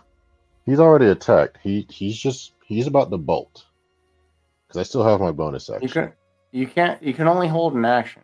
You can't hold. No. This is for Ogner to see because I'm about to move essentially, and I'm giving him a chance to react. Right. So if you're gonna This move, is you need to loosey move goosey now. initiative. Yeah. Okay. Then Nog will be Can't hold movement. moving. You can hold in action. Well, shit. Hopefully you got Sentinel, bud. Let me see how this works. So bonus action, we're going to dash, and we're going to be running 80 feet. Okay. Yeah, you would make it pretty much almost all the way on top of it and probably be within 10 feet of it. Sweet. Now, is he going to hit me to trip me up or reverse catapult? Going to lure me Only with a speedy catapult snap? objects up to 10 pounds. You can't. Are you saying that I'm fat? Saying you're more than 10 pounds, you'll be fine. You did mention your distended belly. Rude. It's just Yeah. big. So at least Okay. 5 pounds for the meat. Yeah. Nog's a single goblin parent, okay? He also did eat like probably a solid pound of freaking owlbear ribs before this, so he Yep. probably has at least an extra Right, pound and a half on him. I'm fine with this. But yeah, So, Nog let's Nog move. just Move along. full dashed off the boat, and he is like haul-assing after whatever is in the bag because it looks like food that Nog can eat. Okay. That's my turn. Ogner. So I do not see the same things that Nog sees, do I? Or is this... You rolled a here? nat 20 on your perception check last time. You're keeping an eye on Nog pretty closely. Nog sniffs the air, turns his attention abruptly towards the wooded area of the mainland, and then begins to bolt towards it.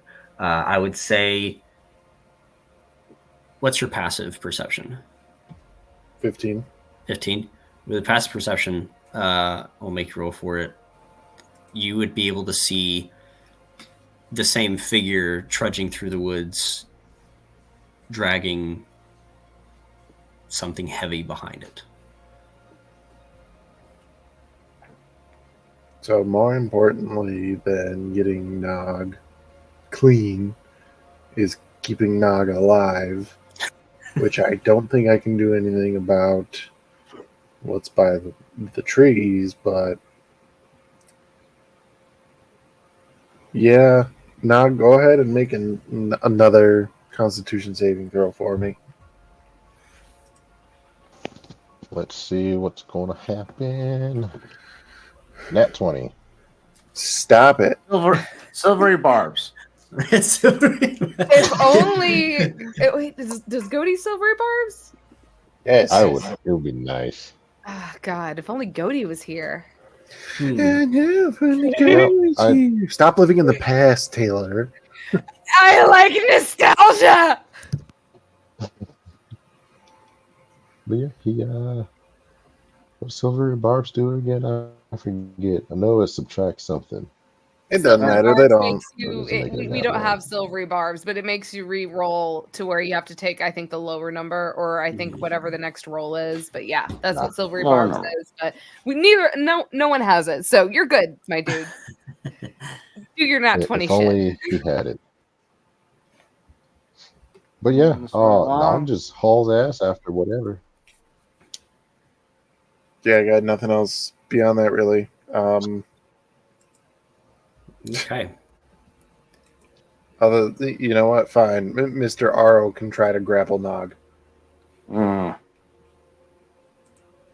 Ooh, I'm down for I didn't this. say it was a good idea. It is the idea that I have.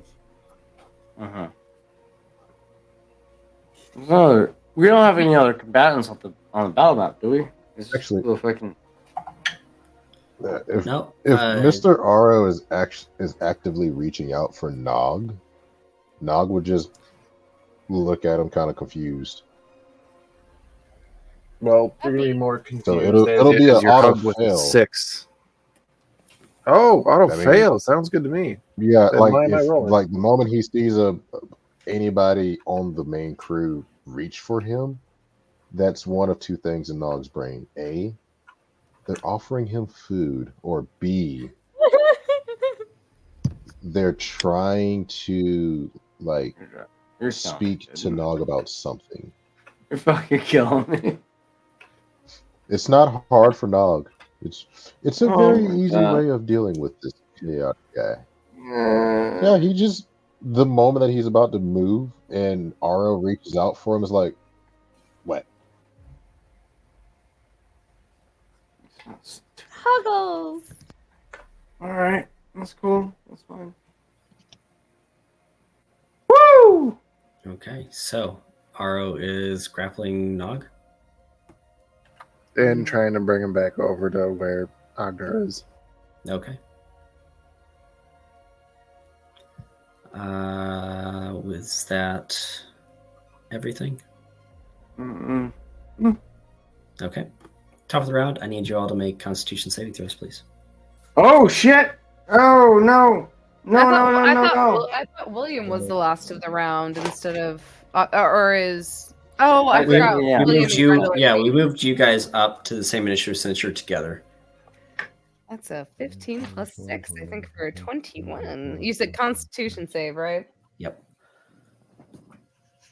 21. Oh, we're twinsies!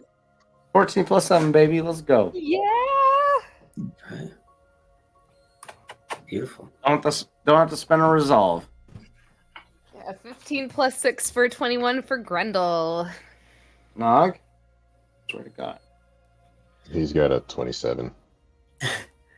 Smash. Grendel and William, as you come out of the treaties ship and begin to make it back to Ogner with this thing in the portable hole and everything that's going on, your minds are concentrated on what the heck is going on with this thing. What was that? Far too focused on that to let anything else in. Nog, you are just, you saw something, you smell something, food, and again, your mind is too concentrated on everything else. Ogner, you're intent on keeping Nog safe. Something's happening with Nog, and you have to stop it, but you begin to relax, and your mind quiets, Oh, fuck. What the fuck is going and on? you decide that struggling is ridiculous. I shouldn't fight anything. I shouldn't do anything. I should just calm down. We should all just calm down. Nog, I swear to God, if you poison my fucking first mate. I did not You- seduce him this time. Did not seduce him. Strap you to a fucking cannon.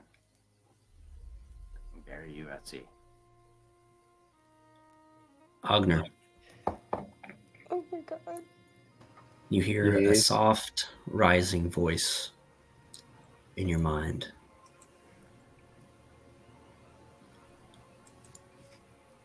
Smash. You should not fight. Stay calm.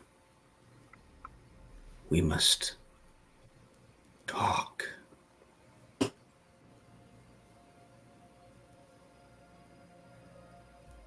I love how we all have fucking voices in our head. It's fucking great, man. Grendel and William. So, As long as you- William stays away from reflective surfaces, he's fine. It's fine. It's cool. No, he doesn't have to stare at himself. Grendel, let's get this fucking this portable hole back on the ship, so we can deal with it with our very educated fucking artificer, who is very sound of mind, and can get rid of whatever the fuck these motherfuckers are that are surviving in this portable hole, if he can. That being Grendel is said, immediately following. that being said, William's walking around with 2 fucking artificer fires in his hands, ready to self-sacrifice at any given moment. I will say Grendel will take the moment, just look at William very concerned as she kind of inches away about half a foot. That's about right. This is just a precautionary measure. Should they escape, I can handle it. Yeah, what do you guys want to do? You've surfaced with that and are going back to the Pale Lady, correct? Yes. Okay. As you make it back to the Pale Lady, you notice that Nog is being restrained by Mr. Aro and kind of corralled in a manner towards Ogner, that now kind of sits there with kind of a daydream smile on his face, just having a good time. Does this seem normal for Ogner? I don't know. We haven't sailed with him for very long, so I Yeah, would say I know. But like, if Grendel is always used to, because like I will say, Grendel can kind of be hyper aware of how some people can change, because she's very used to seeing Ogner on point with everything. Like the man doesn't seem to daydream, and like that's at least how Grendel would see it. But if that seems too much metagaming, I completely understand. No, that seems completely valid to me, anyways. I would say William would be in the same boat with you as that, where Ogner is concerned, and I would like to argue that William would be either helping you, or you be helping him with his investigation while he supplements that with a battle superiority. So I will say probably the investigation should go to you. Grendel will probably immediately run up with the portable and be like, Ogner! And seeing him daydream, she goes, Ogner? William! There is something wrong with Ogner! Okay. With that being the case, then William would, use his battle superiority to do a battlefield tactical assessment to figure out what's going on with Ogner, if he can trust him or not. And if that does not roll well, I will give you my inspiration to help, because I can't help. William still has. No, you're fine. William still has inspiration that I have yet to use. But I was trying to be friendly as a player, even though Grendel's angry at William still. But we're gonna go ahead and cash that in, because that was a 3. Ooh, that's 11. That's a lot better. Okay. Investigation is a +1, and then we're going to cash in a battle superiority die to insight for Ogner. That's a +6, so 11 plus 1 plus 6 is 12 plus 6, 18 insight. Or is this investigation? Whichever. Probably be insight. Insight. So, okay, that's an 18.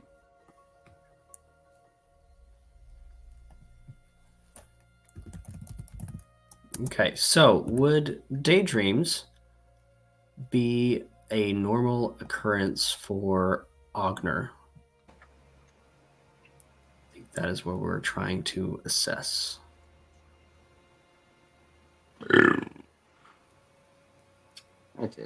Yes and no, and I'm going to say that because the aspect of like daydreams happens, but Ogner daydreaming is him working, like making the ship better or making the next little tool or gadget or whatever it is, or what have you, doing something productive. So it's not daydreaming, like just kind of looking around, smiling, sunshine, lollipops, and Yeah. rainbows. That's not him daydreaming. Him daydreaming is like work mode, like just kind of saying, yeah, I think that'll work. There you go. That's gonna be like putting a Hemi into an RC car, but we can make that happen. And just like whatever the case may be. Yeah. Sometimes talking to himself, but it's all mental, like really hard mental stuff. So William would know that this is not a normal thinking process for Ogner at this point. This is definitely something else. Ogner usually doesn't just kind of chill on the ship. All right. On his way up, to kind of shake him out of his stupor, William's going to call out, "Oi, Ogden, get your head in the fucking game." And I will say, if Ochner doesn't respond, Grendel will follow with as one of her first actions to shake Ogner to try and, like, I don't know, Constitution saving throw his ass out of it. I don't know. What would that be? Dex? There's not necessarily a double advantage to saving throws, but at least I would argue a +2 to the advantage saving throw. You guys are getting ahead of yourselves.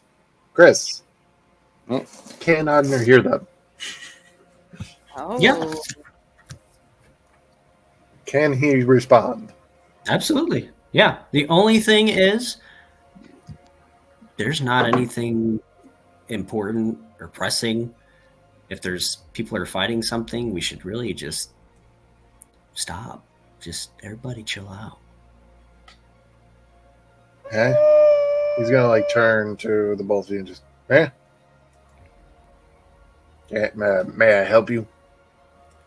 Get your head out of your ass and get in the fucking Do fight, his mate. eyes seem glazed over? With his insight, I would probably say yeah, or at least fucking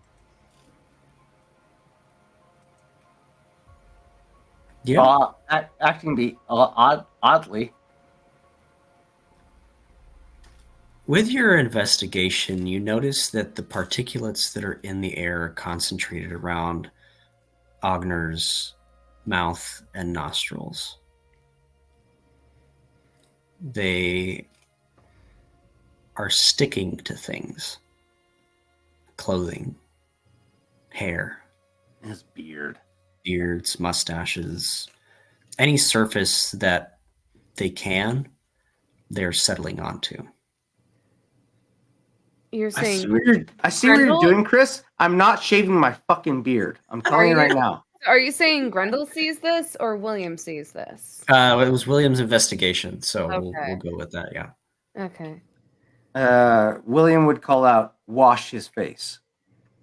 That would be his immediate response. To Nog, he'd be like, "Kill that fucking slime now." Did he give the order to Grendel to wash Ogner's face? Yes. Ogner, make a strength save or an athletics save.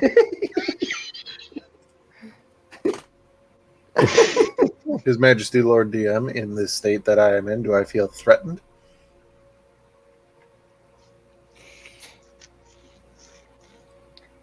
I will say, Grendel will say beforehand, "I do apologize, Ogner. Please hold still, okay?" And then she's gonna reach out and then go and grab his face or by his beard, not in an aggressive way, but she does have a water bottle in her other hand.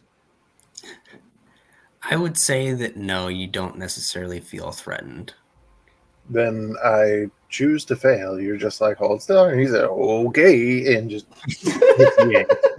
So, like, literally, Grendel is going to probably grab Ogner, like, just gently by, like, the face and go, "First, we need to cleanse your face." And she's going to, like, just dump a bunch of water on him. She goes, then we need to exfoliate. And then she is going to start like just gently just like kind of scrubbing it with like a handkerchief. And so Imagine the maintenance that's required to maintain this fucking face here. Imagine. stick it in a vat of acid? Oh god. I'm sorry, you literally referenced to a half-decayed pirate face, Tarzan. I What do do you have expect me to technically answer? a bat of acid on Nog. I am not putting my face in acid. I am undead. I am not fucking immune. But then you could look at every single rival crew that we board when you go up to the captain that we have brought. You can look at them and say, "You want to know how I got these scars?" I fucking hate you. Because of this goddamn goblin. So Grundle will now take her handkerchief. She's going to like exfoliate his face, scrubbing everything down. Like her mama and papa always taught her skincare routine is the best kind of routine. And then for the record, not beard, mutton chops. Mutton chops. Okay. She will make sure the mutton chops are like nice and square. She'll even like take a dagger and kind of like shape them up a little bit and like again exfoliate. And then the last thing she will do is that she's going to take out kind of a pine cone looking thing on a stick, just a random kind of plant. She's going to squeeze it and it will release a type of moisture like secretion as she then moisturizes his face with it. And then she is going to pat him on the face and go, there we go, all done. He sparkles and somehow his hair has a purple bow. Do It's you just adorable. It's Agner, do you feel bonita? I feel bonito. Yay! But yeah, Grundle will like pretty much go through like full skincare routine with Agner because William just told her to wash his face, and that is how Grundle goes through her skincare routine. Yeah, we woo! Make a Constitution saving throw with advantage, Agner. The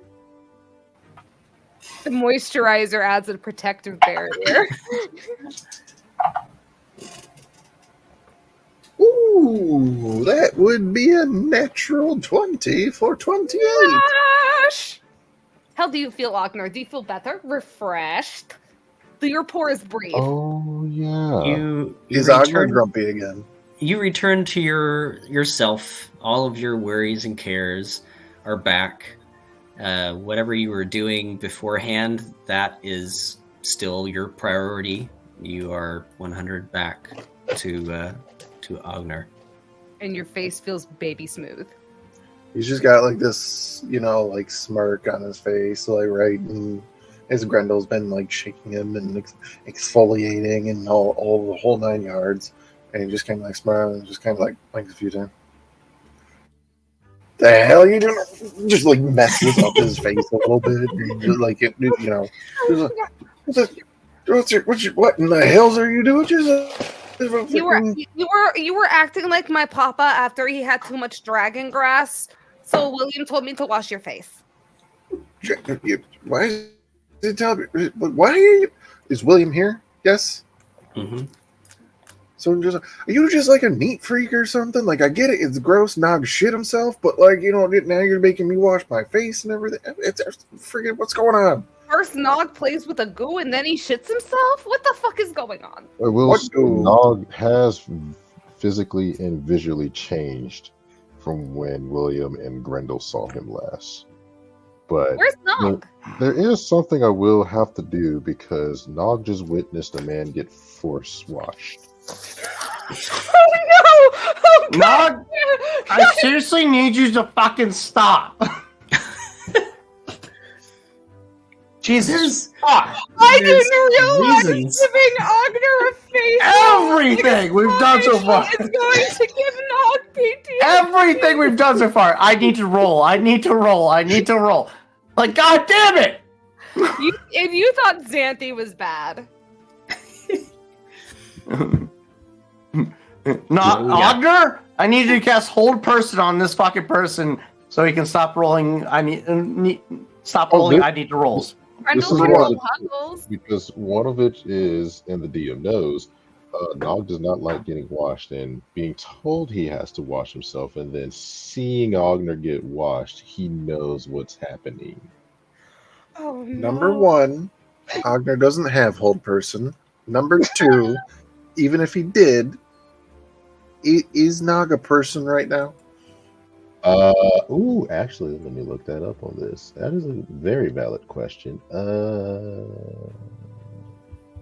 To a special. He about to be considered hybrid- not be if he fucking throws any more goddamn cannons off this fucking ship. I tell you right fucking now. This feature replaces the rules of... Up to the DM, because it says hybrid of monster and humanoid. It's still a creature. So I think either one would work. So hold monster or hold person would work. Okay. Yeah. But yeah, homie's about to bolt. Cool. Make a Constitution saving throw. I am down for Browntown. Whoa. No. We already did that on the. I did that Like- 20 minutes ago. Like, Alfie did that shit back in season 1 of fucking Frontiers of Eberron. We're not doing that shit again. That is a 15 for the save. Oh, good. You're in the you vortex warp you into the ocean. Okay. 90 feet off of the starboard bow into the ocean. Okay. You are being washed. Oh, that is fuck. fine. Am I 90 feet away from shore or 90 Not feet? specifically. We're in the middle of the ocean. What are you talking about, shore? There is no shore. We're at We're port. docked. Yeah, we're docked. Yeah. Yeah. So We're at an island. let Well, me know it when wasn't it's away my from turn. shore. It was literally just perpendicular off the side of the boat from wherever we were. So it's Yeah, not 90 feet off the side of the boat unless you were standing on the side of the boat. Yeah, just let me know when it's me go. Okay. I So am we did horrified. Grendel and William, which was We just did Uh, Ogner. we just did It Augur. would be Ogner. It would be Nog right now. Yeah, Okay, yeah. Oh, sweet. Wow. Monk's stupid. You just see Nog like hits the water and well, that ain't good. You just see Nog like hit the water and immediately like starts to yabba dabba doo run, and he is running across the water onto the shore. 80. So he's using his That's- action bonus. Yeah. Action That's bonus fair. and movement. So yeah, he's That's fine. We're good. 130. You're on shore. Yeah, With he's 130. on shore, but Yeah. he's 130 feet away right now. He used everything to run away from being cleaned. So, Nog, Well, as you were in the ocean, not on Yeah. it, in it. I can run at 9th level along vertical surfaces and across liquids on my turn without falling during the move. It's fine. It's fine. It'll buff out. So is that some monk shift? Yep. Yes, he's a monk. monk Smash. stuff, yeah. I'm sorry, I lied. 120, not 130. Let's not get hung up on details here. So, Nog, as you make it to shore, you see more figures. Hooded, some with closed helms. And the crew would see this too, as 10 figures begin to emerge from the forest, making their way towards the Pale Lady. William would, at this point, disembark the ship, disembark Pale Lady, taking the lead in front of Nog and whoever else is following with him. Greetings. We mean no harm. We're passing through. One steps forward.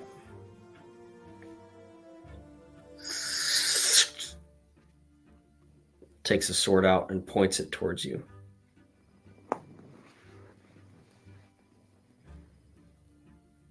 We fight the corruption that plagues the realm.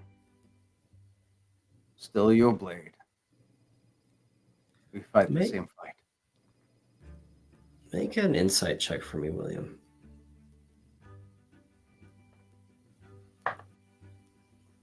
13 plus 1. Would you mind if I expended a superiority die to supplement that insight? Go for it. All right. It's a fourth insight, or fourth superiority die. Oh, that's an 8! That's a fucking 8! Fuck yeah. It's a 20, I swear. It's just cold outside. A shriveled 20. So, the way this individual is holding this weapon,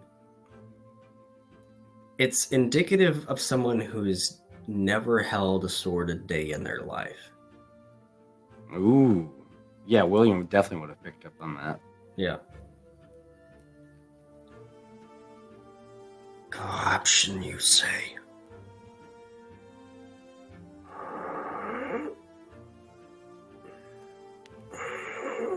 Question, is anyone able to make any sort of checks right now, or is this Yeah. based on his turn? Go for it.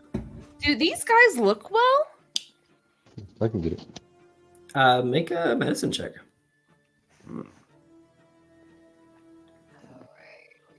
What saves are we doing again? We're not doing any saves, just any sort of checks, I guess, if you would want to make. Yeah, if anybody wants to interject to figure stuff out or to interact, that's fine. Oh yeah, Nog my is full inspiration. on focused on running away right now. Yeah. Well, Ooh, I that's would funny. say, Nog, William is in front of you right now, trying to gather your attention and study the behavior of. Grab. That's a Silent. 18 Yeah. on the medicine check. God damn! Yeah, I can save that. I'm just trying to. For humanoids, they do not look like they are well. Oh shit! Grendel is immediately ignoring the sword. Grendel is going to take the portable hole. She's going to fold it one more time and hand it off to William before she walks forward. And she goes, "You do not look well. My name is Grendel. Do you guys need help?" We need what you have. You have something of ours. And he points towards what you just gave William. Grendel tilts her head to the side. So Grendel remembering what is in the portable hole, that there is something in the portable hole, she's going to tilt her head. She goes, "So what exactly are you looking for? Because if you tell us what you need, maybe we can give it to you if we have it." This hooded individual kind of looks to the side. Another one steps forward, kind of body language wise, just kind of sheepishly.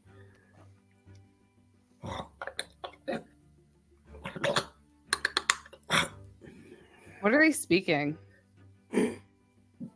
They are making gurgling and like clicking noises. Are they then familiar? Have we heard this before? No, you have not. Okay. So the initial one that had talked to you turns and goes, "We are looking for his offspring." Offspring of what exactly? Can you tell me if is it the creature? Is it the person? Do you have a name? I am Sporclaw Morgoth. Hello, Morgoth. My name is Grendel. It is a pleasure Takes to... the hood and peels it back, and an eye kind of flinches when the sun touches it, and you see a human face covered in lichen We're talking to Mike and mushrooms. And We're that's talking where to we're Mike going to go to and- break. Lichen, lichen and mushrooms, like wolves and mushrooms, or like No, we're talking to Mike and It's right now. Like covered in mushrooms and fungus. mushrooms. Fungal. Oh, so this is like some Last of Us bullshit. Okay, bring it on. Let's go. Before we get to that, we'll go to break.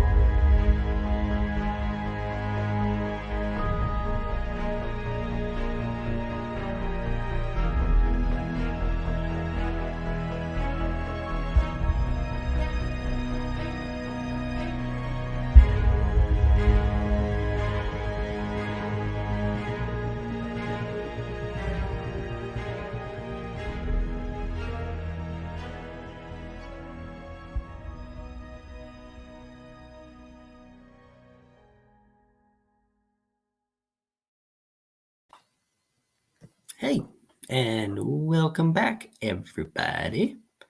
Hope you had a good break. And we're going to go over. No.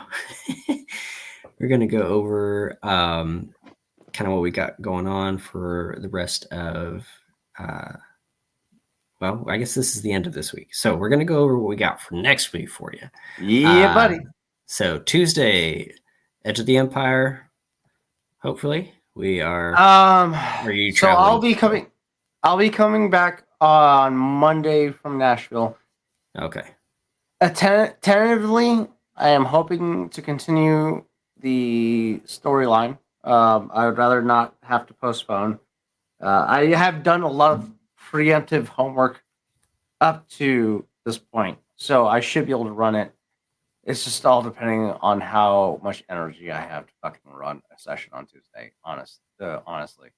Yeah. So tentatively, we got a Tuesday coming up. Tentatively, just based on energy level and things like that. Yeah. Perfect. I'm full disclosure. I'm partying with a bunch of fucking bartenders. That's why I'm very apprehensive about answering entirely. Because whether or not I'll be able to run a session is entirely dependent on whether fact or not I'm going to survive this weekend. It kind of sounds like it'll be a close call for you. It's possible. Again, these are all bartenders I used to work with at one point in time throughout my career. So yeah, if I'm gonna survive, it's gonna be questionable. Tuesday, possibly, more than likely, should still be running. I get back on Monday. I should have plenty of time to recover. We'll see. Perfect. Wednesday, however, we have a one-shot planned, correct? Take number 3, I believe, that we are going to get Oz to DM his one shot. Hopefully, I don't get my ass kicked again and have to bow out as well. But yeah, we're gonna get everybody together, dive back into the history of the events leading up to what we went through in Ebenfell, which everybody loved so much. Everybody loved Ebenfell, right? The dead city with all the political intrigue and the mental stuff. Yep, Clucky was all for that shit, 100%. 100% was ready to burn the entire society down to sticks.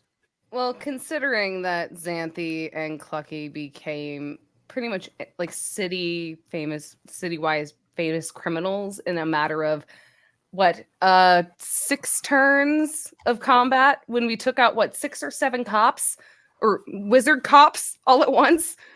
Not all at once, but we can pretend it was like that. That was basically that was literally fucking if you want a representation of what Clucky and Grendel are like in a law-built society or law-driven society, watch Star Wars: The Acolyte. Clucky and Grendel? Sorry, Clucky and fucking Xanthi. Watch The Acolyte, and that's Clucky and Xanthi in a nutshell. 100%. I haven't seen Acolyte. There's some redeeming qualities, but I would say you would definitely be the supplier of the assassin. But that's neither here nor there. Back to the story, Chris. Yeah. So we do have another Tales of Vardin next Thursday. So tune in for all of our shows this coming week. And yeah, let's get back to our little adventure. So momentarily revealing their face, they put the hood back down. Yeah. And return to their shade underneath it. Has Grendel ever seen anything like this? Mushroom people? Like, she's probably obviously seen mushrooms, but Myconets. You're asking if you've ever seen Myconets. I don't believe so. I think you would have maybe read about them, or they would have been depicted in one of Helene's weeks, maybe in the apothecary. What? These photos, Chris. Why? Fucking why? That is horrifying. Wait, there's photos? I want to be terrified. Hold on. It's in Tales Because of Vardin. honestly, That's fucking mortifying, Chris. My so God. this is what they look like. But they're being polite, right? Yeah. Yeah, at the moment, yes. Okay. Yeah, somewhat. Yeah. Okay. William would call out, is this the beginning of the path to the Broken Spike Caldera?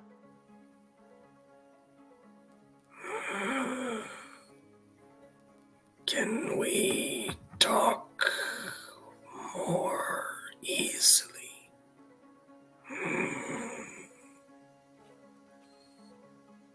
Where would you like to talk? Home. Breathe in. I'm always breathing. Thank you very much. That's how I live. Hey, that they want us to go back to the colony where they can breathe easier and allow them to communicate with us freely. That being said, Agna, designate a security team to watch over the ship. The rest of us will make for the stronghold of the Myconid colony. Provide a overwatch, a communicative overwatch of the stronghold, and we shall discuss further what these Myconids have in place for us. Captain, and he just kind of starts thinking about how he's going to do that, realizing that a lot of this journey has been William just looking at Agner and going, this is what we're going to do, even though it seems kind of crazy. And Agner going, let's see if we can figure that out. Okay. Well, this is more manageable, I would assume. I would assume that, actually, this is 100% more manageable. It's just a security duty. 100%, as opposed to, like, you know. For an entire Myconid colony? Yeah. So, Chris, did you say that Grendel possibly could have heard of these individuals, probably not have, like, in stories? Or do you want me to? I can roll a history check. You would know that mushroom people are a thing, but for them to be on the surface and out in plain day is fairly Very rare. Yeah, fairly rare for this to happen. Okay. Oh God, I'm so sorry because I'm about to revert back to Taylor when she was like 6 years old and asking random people at the airport questions. Grendel is just going to kind of be walking beside them. She's like, so I've heard some stories about you guys. Like you, how was it? Like, were you born here? Like, she is just going to be asking just innocent questions. Just like, what do you guys like to eat? Like, how you're born? What do you eat? So as you're just all these questions and using up so much what do you air drink for water? again, go ahead and make a Constitution saving throw. Oh God! This thing is listening to you as you're walking along, and is body language wise is intent, and is like, wow, this person has a lot of energy, and they are making those gurgling and clicking sounds once again. It's a 16 plus 6 for a 22. Okay. Smash.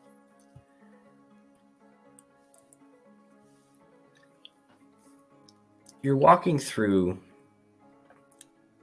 and you notice that the particulates in the air are becoming thicker, but you are so intent and curious about what's going on that you begin to overpower their effects.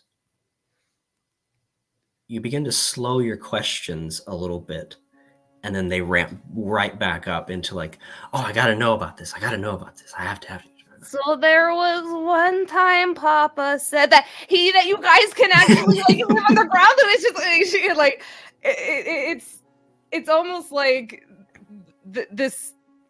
She just it almost kind of seems like a pace and a pattern, and Mhm. it just like slows down a little bit, and then it speeds right back up again, and and then I will say she will take a moment after realizing she's been rambling for a bit. She will politely fold her hands and place them in front of her, and then she will turn to the individual to listen to what they have to say.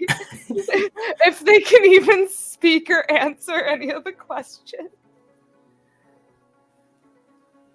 As you're walking along, is Ogner coming on this expedition with everyone, or are they staying on the ship? What's happening with them? I just want to get a placement of where everyone's at.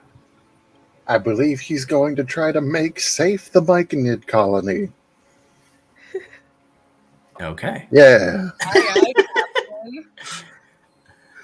So, as we're walking along, the individual that who are you asking? You're asking just one of them, or Who, me? Grendel? Yeah. Kendall would be asking the one in particular who showed their face. Okay. Because Yeah. because like she again wouldn't be scared, just how she when it came to Cyrus, when his face, or Cyrus, or Isaac's character, his name is Mhm. Cyrus, right?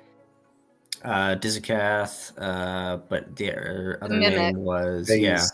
Phase. Yeah. Phase, that was the name. Thank you.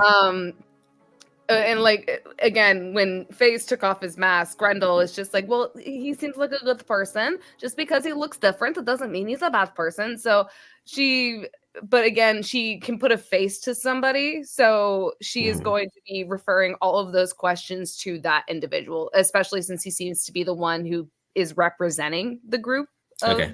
individuals. So yeah. So you were asking, like, what did they eat?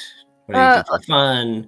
Like, what? Oh, like one of the first things she would ask, she goes, she's like, I've heard so many stories about you. Where have you guys been hiding all of this time? Has it been underground? Like I've heard in some stories. Like, what do you guys eat?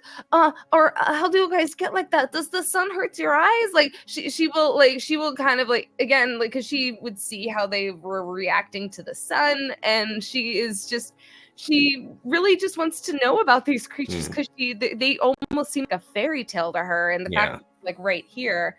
And I will say she will try to, like, every now and then kind of try to glance down to look them in the eyes and try to talk to them. So even if she's like having to squat down, she would try to kind of more look under his hood, not in a rude way, but just to try to be like, Mama and Papa always taught me to like look people in the eyes when I talk to them. So that is what I'm going to do.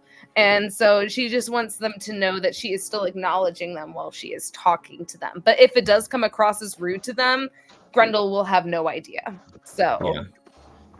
So as you're walking along through, they get to more of a thick shaded area where the sun really doesn't come in all that much, and they begin to take down their hoods and their helms and everything else. And you notice that some of them are much smaller than the armor that they're wearing. As they kind of take their hood off, there's nothing there, and then all of a sudden it kind of they come up into it in a sort of way that, like, a head kind of pops into one of the breastplates. A gauntlet is taken off, and there are like those orange slime molds, these like kind of fungal tendrils are extended into the gauntlet, and they are kind of retracted and pulled out into a much smaller hand. And the individual begins to answer your questions. My mother's spores were released from underground. It is difficult to speak with partial lungs. Might we connect our minds?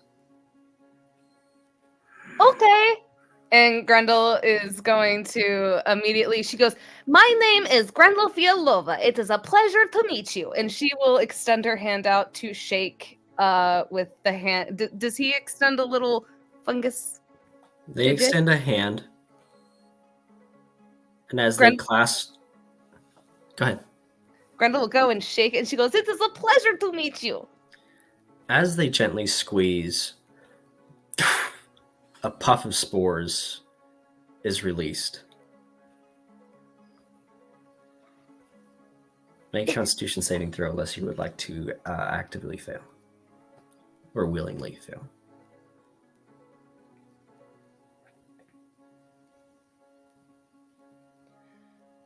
I would.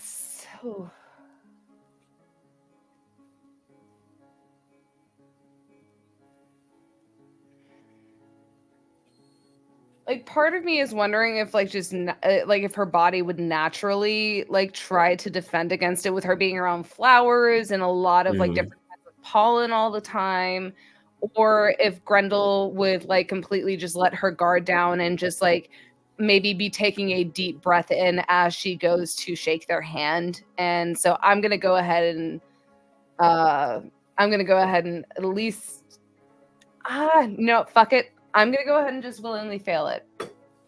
I'm sorry, I didn't read how it works, so that was unnecessary. But thank you. Oh well, Um, either way, Grendel willingly fails it because she is just trying to take in these individuals as they are, whether they try to yeah. spore all over the place, if that's their thing. Affected creatures can communicate telepathically with one another while they are within 30 feet of each other. Okay. So they release these spores, and you don't hear the raspy, heavy breathing of this individual anymore. You hear something much warmer, much more human, much more not creature-like. Ah, well, Grendel Fialova. It is very nice to meet your acquaintance. It is very nice to meet you too. She's going to be saying this all out loud. Mm-hmm. Now, you were asking what we ate. Come. And they continue walking through on their way to their colony. We eat all that dies. Everything that decays, we use as nutrients. Nothing goes to waste. The living live their life, and we live off the dead. It reminds me a lot of my Helene's compost bin. Whenever she takes all of the flowers that didn't make it, and she would give them to the wormies, and then the wormies and the fungus and the mushrooms would eat it, and then she would feed them to the plants, and then they would live longer. But you seem to just do it on a much larger scale. It's fascinating.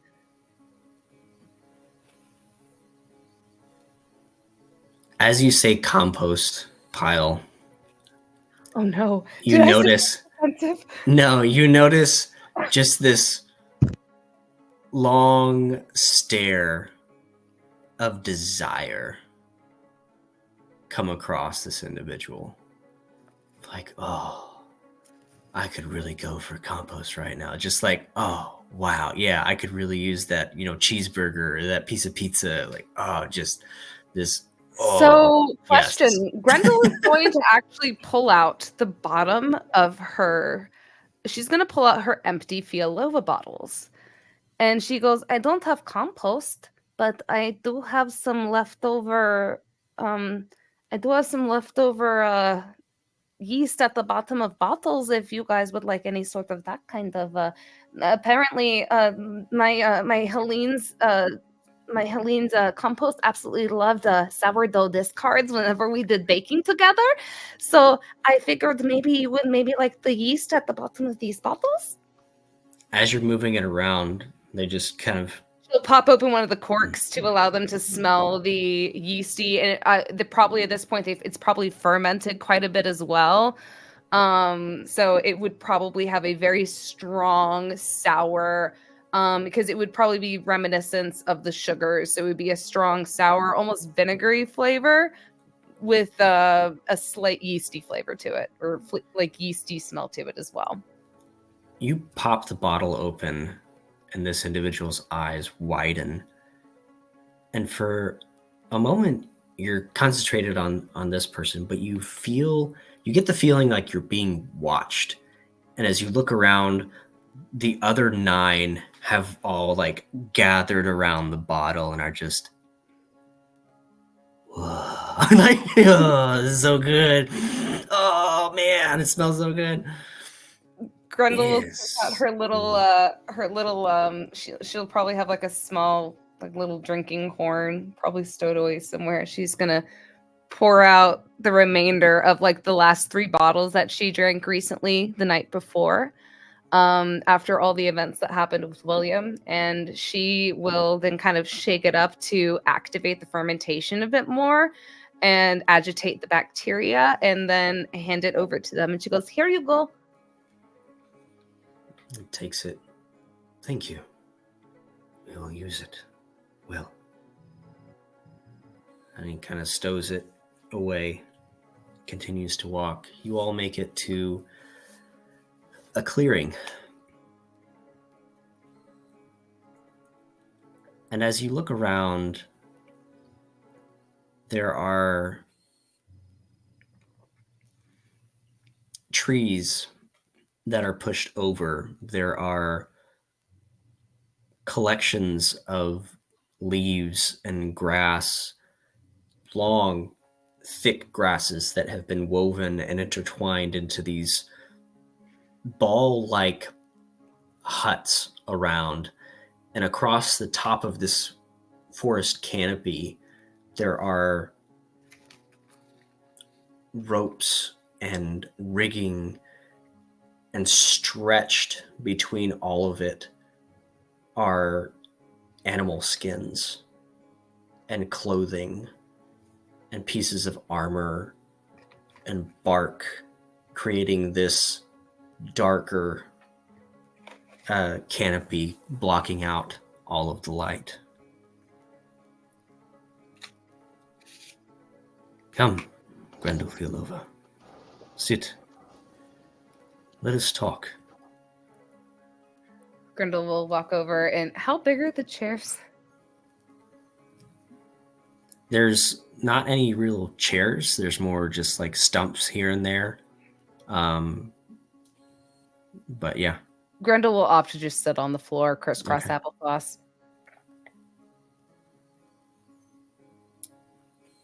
So who all is here? Grendel, William, and Ogner, correct? Okay. I hope Nog. William hasn't- I would Oh, say wow. that William is making his way out to the exterior of the encampment to identify any potential threats. Otherwise, once he feels comfortable with the security of the Myconid colony, that's when he would make his way back towards the homesteads of the leader of the Myconid colony. Okay. Nog, Shalom. you have run away from the water as fast as you can, and you have come across the individual that was dragging something. A large, hulking mushroom person that is dragging a dead deer behind it. Does this deer smell fresh? At least a day or two old. Oh, okay. Nox doesn't know the person, but he has some trade. Nox going to try to call out to him and you. Nog wishes trade for food.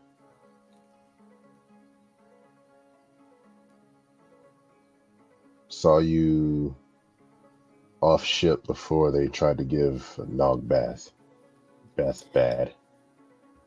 It turns towards you, and you initially hear a gurgling and a clicking.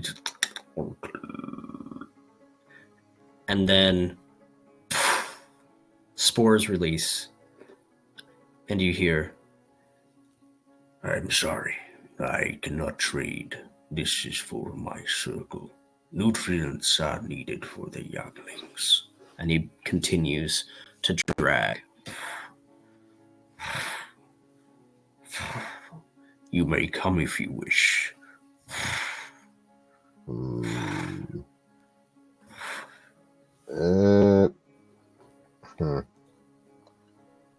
Yeah, knowing that, but also at the same token, he left the ship, and he knows William might not be happy if he's gone for far too long without any reward.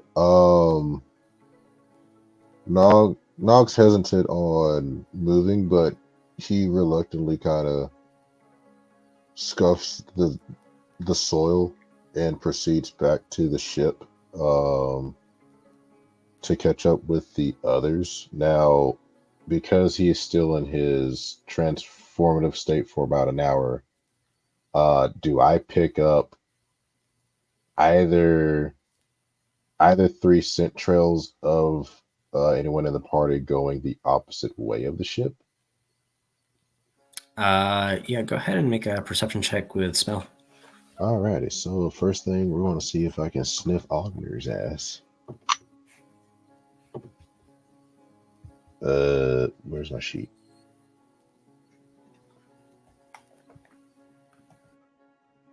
So that's a 23 for him. Oh, shit.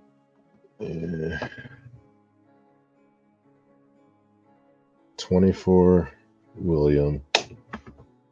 And then a 17 plus for Grendel for whatever she smells like right now. So 7.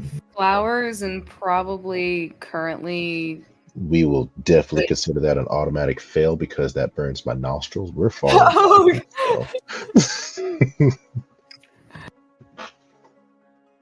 Tulips and roses hurts my nose. But yeah, we're seeing Ogner's like musk going the opposite way of the ship, and the smell of Grendel and a faint scent of William. He's going to try to follow that trail instead of going back to the ship, thinking they have gone that way. So Nog is just going to continue on staying in this transformation as a way of defense in case they try to ambush him with bars of soap again.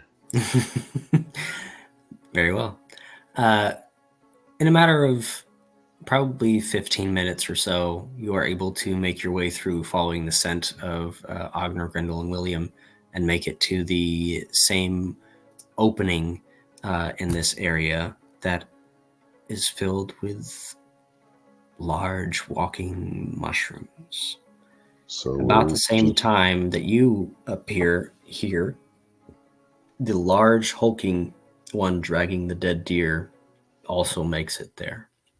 So we're going to try to stealth because okay, big civilization, parties in there. I don't know what's going on. For all I know, they could be murdered. So yeah, he's going to roll a 15 for stealth on keeping in the tree lines, hoping to scope out where they're at. Okay. William, you said you were watching the perimeter. Tarzan! You said William was watching the perimeter according to the DMs? Oh, did you want to check for me? Yeah. Oh. You're good.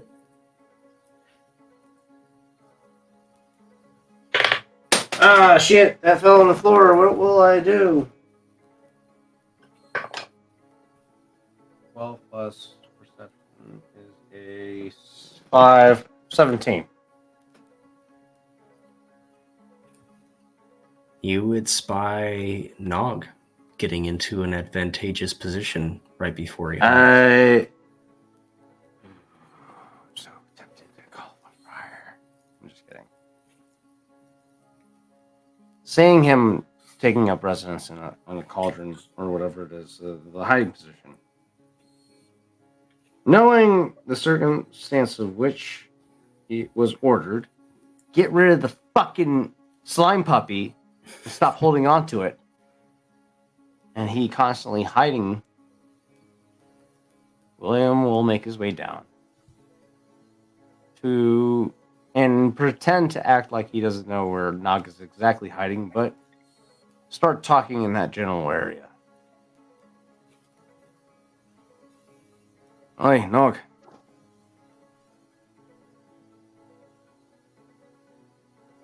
I believe I gave you an order to get rid of that fucking slime not that long ago, and I have reports from my men telling me that you still have it.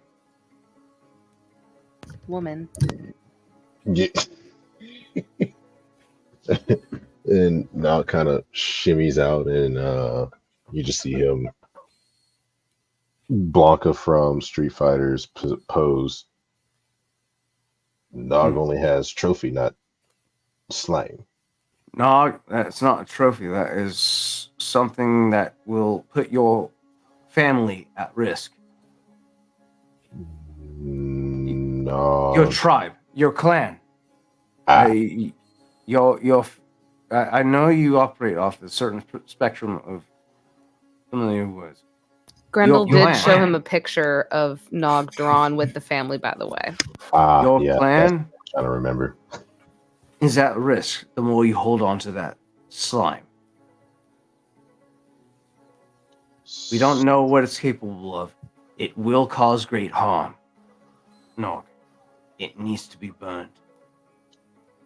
So Nog looks at William, and you can tell that he's like displeased from claiming a piece from another living being as his trophy for conquest and battle. And you see him almost agitated enough to like throw a feral tantrum, but he rears up and like rolls his shoulders and states, "How is Nog to prove strongest if not claim treasure? Trophies and spoils of war is what keeps Nog happy, to include food. Trophies Nog are really likes good. food.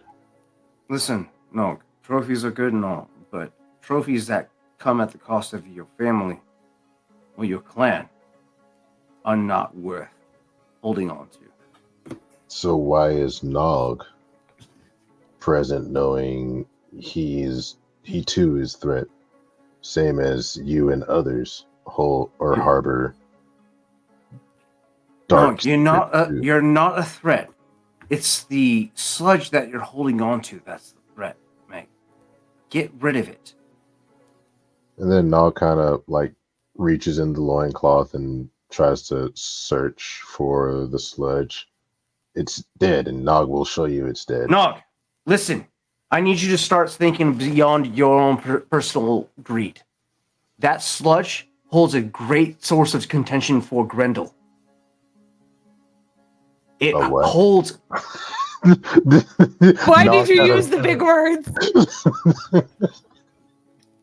That sludge hurts Grendel. Not just physically, but emotionally. Every time you hold... That sludge is present within her perspective. You are causing her pain, Nog.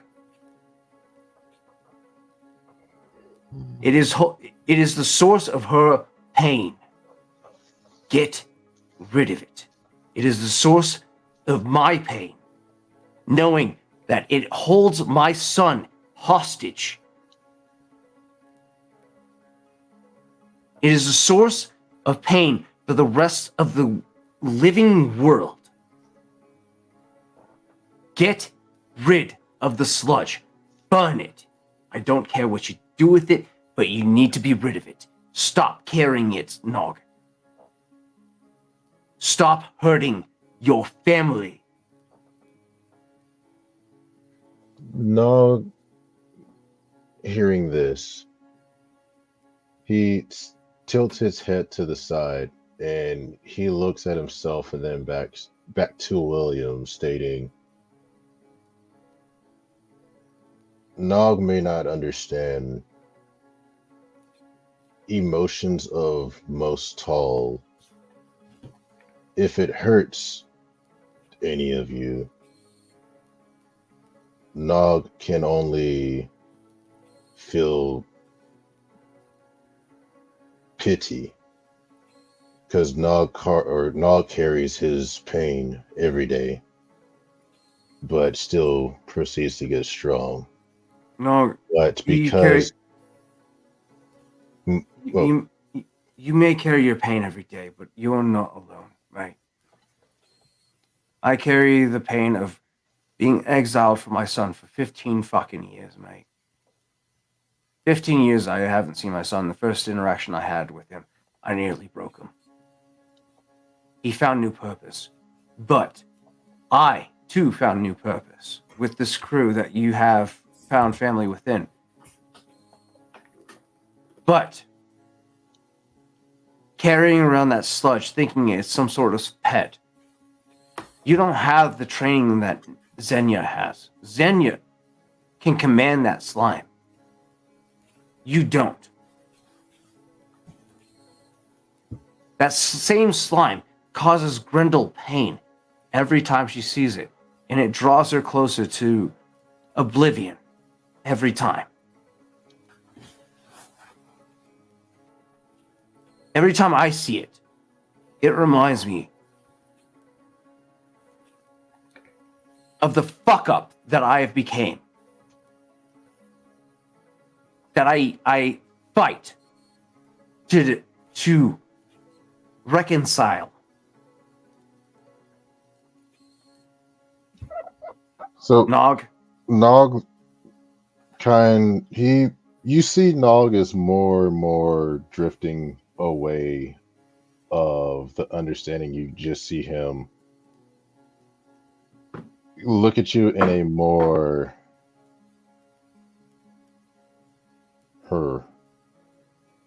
you see him gain a consciousness in a sense and states, right.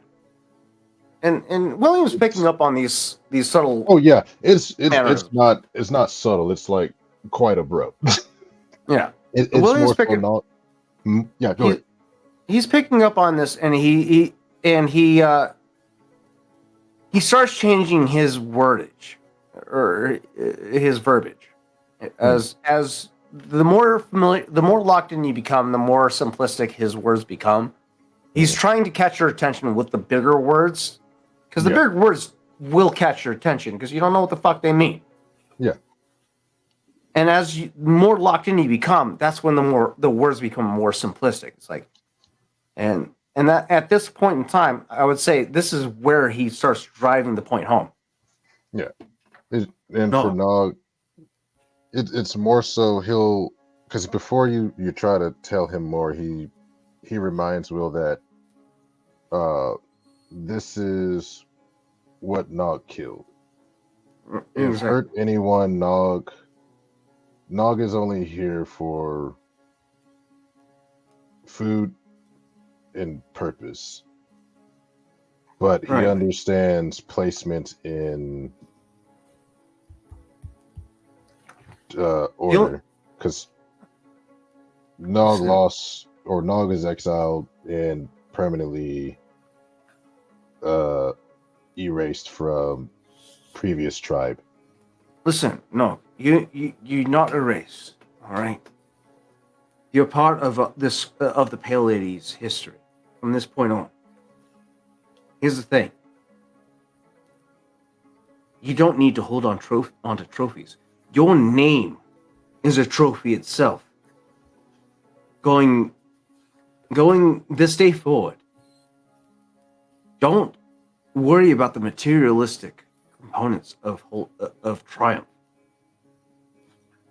worry about what you provide in the security of the future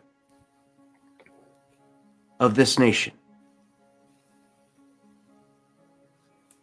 Vardin calls upon you, calls upon Agna, calls upon Grendel, calls upon me. You see Nog Material- broke out of his current transformation and cancels what was surging of lightning through his forearm. It seemed to have ceased. And you can see, for the first time, probably just a tear. As Nog states, all Nog has is physical things to remind him of accomplishments he has done. This is Right. what reminds Nog of the good and bad he No, holds. this is the part where you benefit from a crew. Your story is chronicalized by our men. Your story will be told from days forward by the achievements that you accomplish. Holding on to the past will not bring you glory. Holding on to the brothers and sisters that stand by your left and right. Agna, Grendel, Xenia, me, you. That's the story that drives. Not the pocket sludge that you have. We are your glory. You are our glory. Keep your eyes on the prize.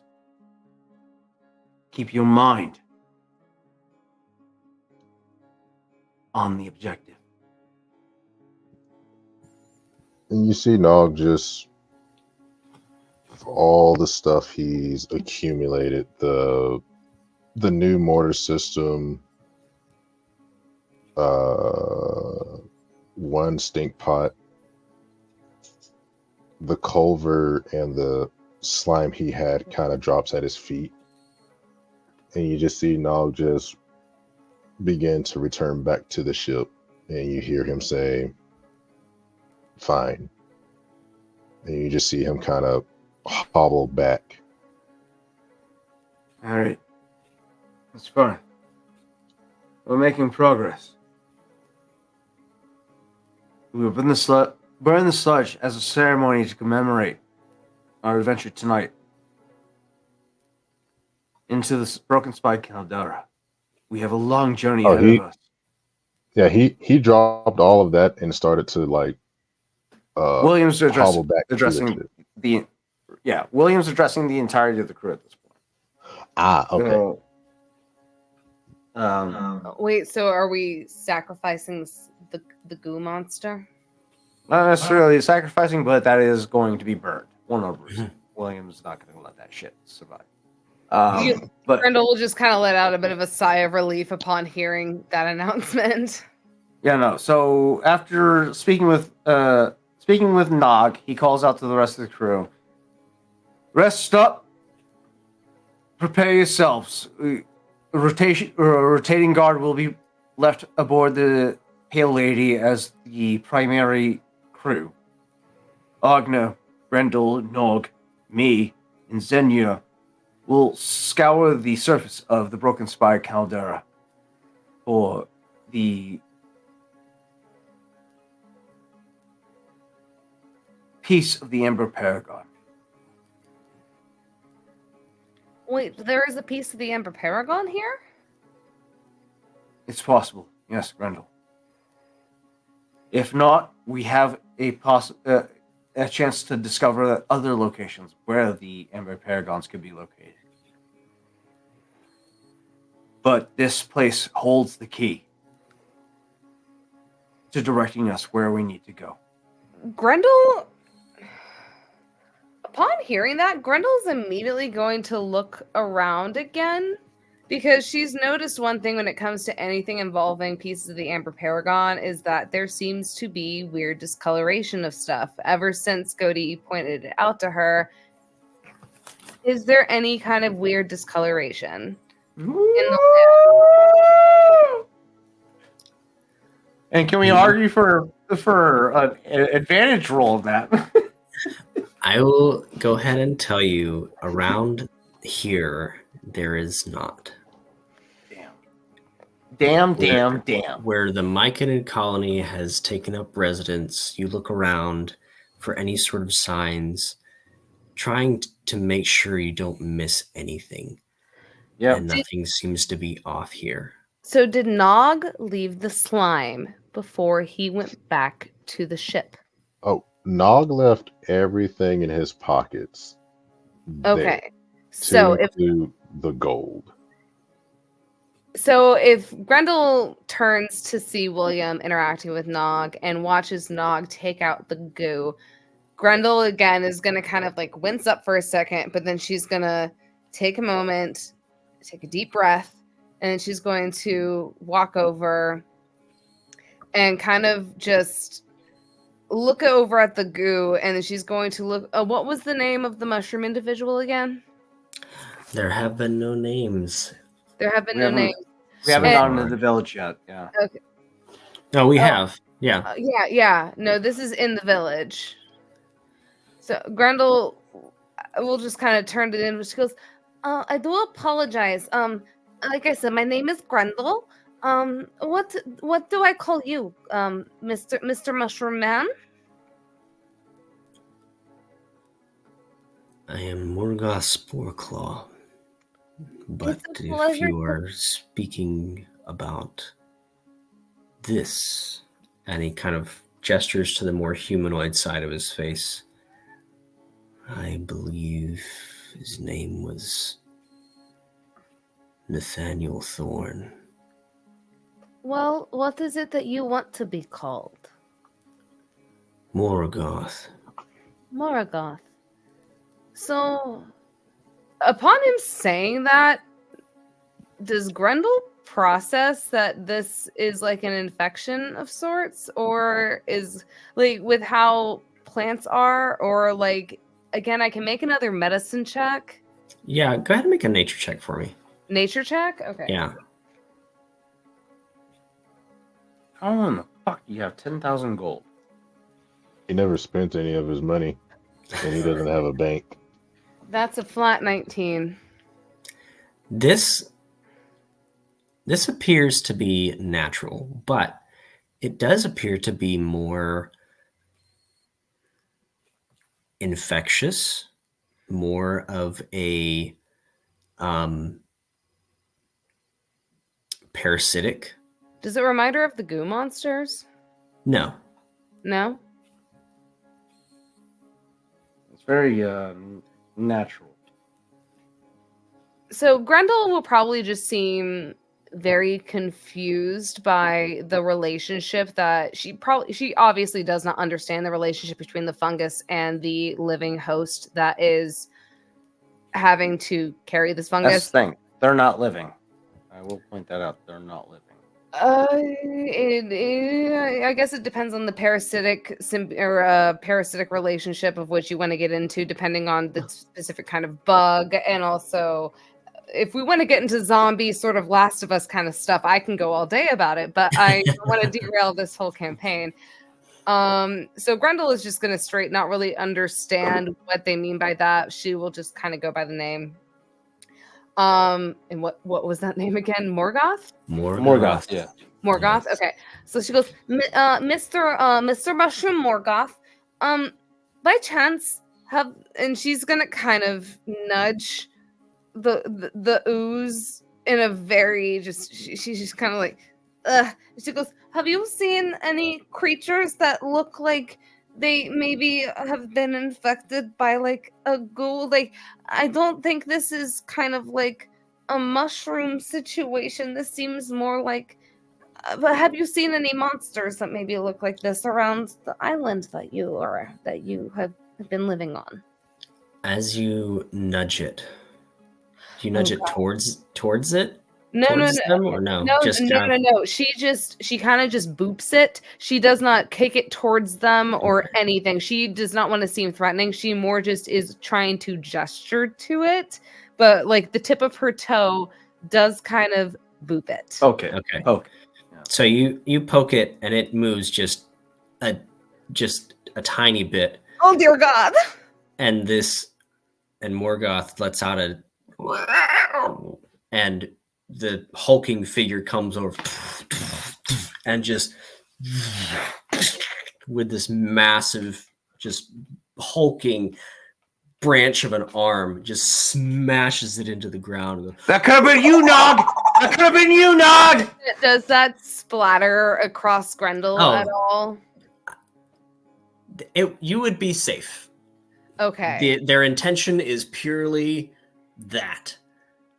Grendel immediately looks as she watches the situation unfold. She's going to look at the clump of whatever remains of the goo under the fist of this giant thing, and then look back at Morgoth and go, "So, have you seen things like this before?"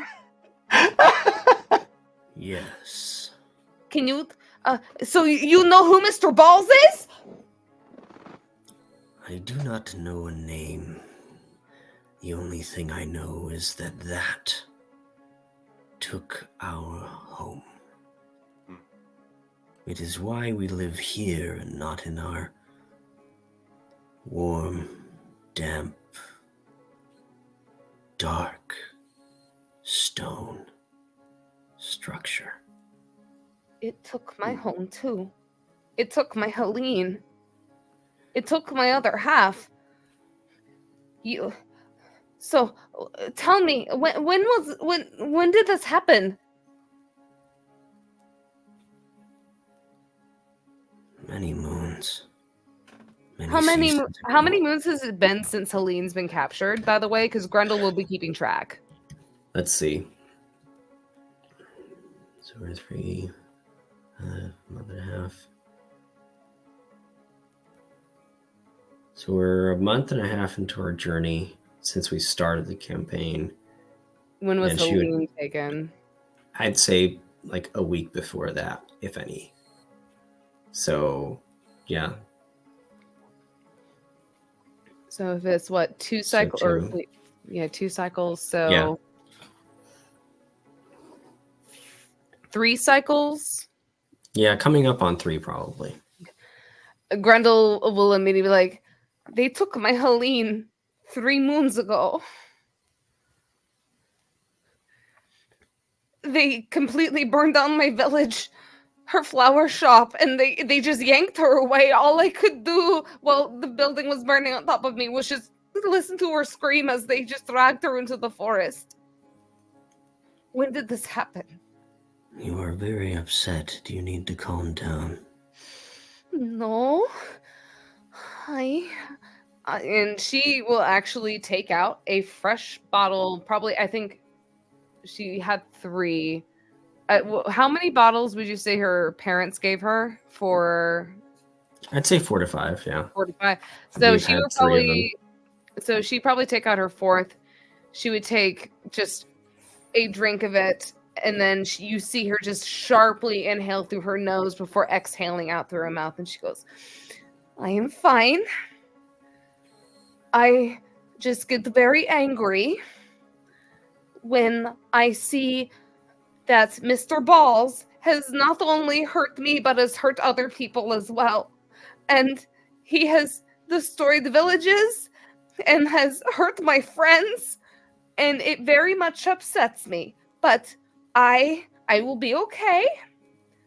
That is why we were on this journey, so we can make sure that we can end Mr. Balls and all the horrible things he has caused."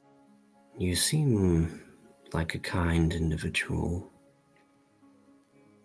But you say this thing has hurt you.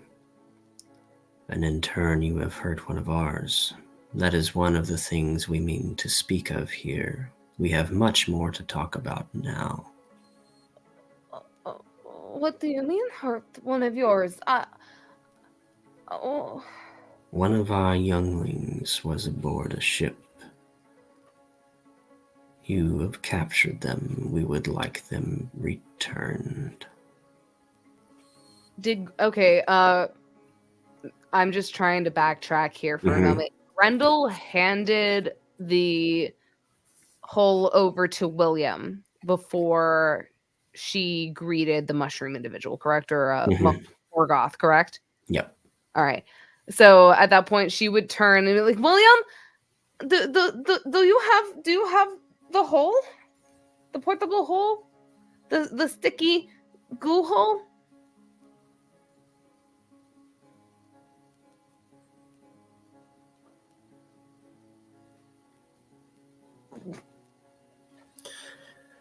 I think William may have died. Oh no. Oh wait, No, no. I didn't. It's fine. Waiting for my chimichanga to fucking microwave. The curse of the chimichanga microwave. It's fine. William would at the mention of the portable hole, which he's still holding tightly in his clutches, so this motherfucker doesn't escape, would point out, Grendel, that what is in this portable hole is not a myconid.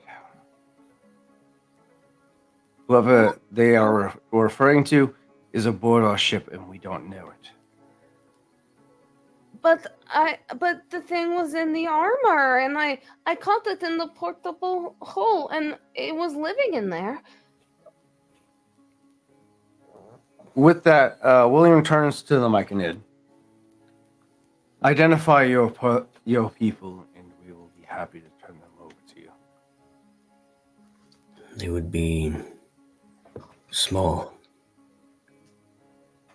easily concealable inside of something. We cover ourselves in the sun. They could have been wearing anything. Can I do a history check to see if I recall anything that matches that description? Yeah, you could. Ooh, which one am I going to roll? I'm going to roll black and blue. Black and blue. Black and blue. Storm. And I'm rolling the storm colored die. That's a 15 plus 5. That's a 5 or a 20. I swear it's just cold outside. So you've seen, or you at least heard of. You've at least heard of animated armor. The thing that moved on the ship, right, did not resemble anything like that. If anything, it looked awkward in its movements. Oh shit. Okay. Okay. All right. That makes sense. Okay, cool. Hearing Grendel bring up that point that we captured somebody. And she will specifically mention the armor. She goes, "Do you remember when the armor moved?" And it Right. was And Williams like tentatively holding that portable hole tightly to his chest so it doesn't escape. Hearing that from Grendel, sets off a flare in his mind, like, oh shit, it's not the movement related to this creature was not consistent with an animated armor creature. So William will finally release the portable hole, turning towards the myconid leader and be like, are you prepared to deal with whatever comes out of this hole?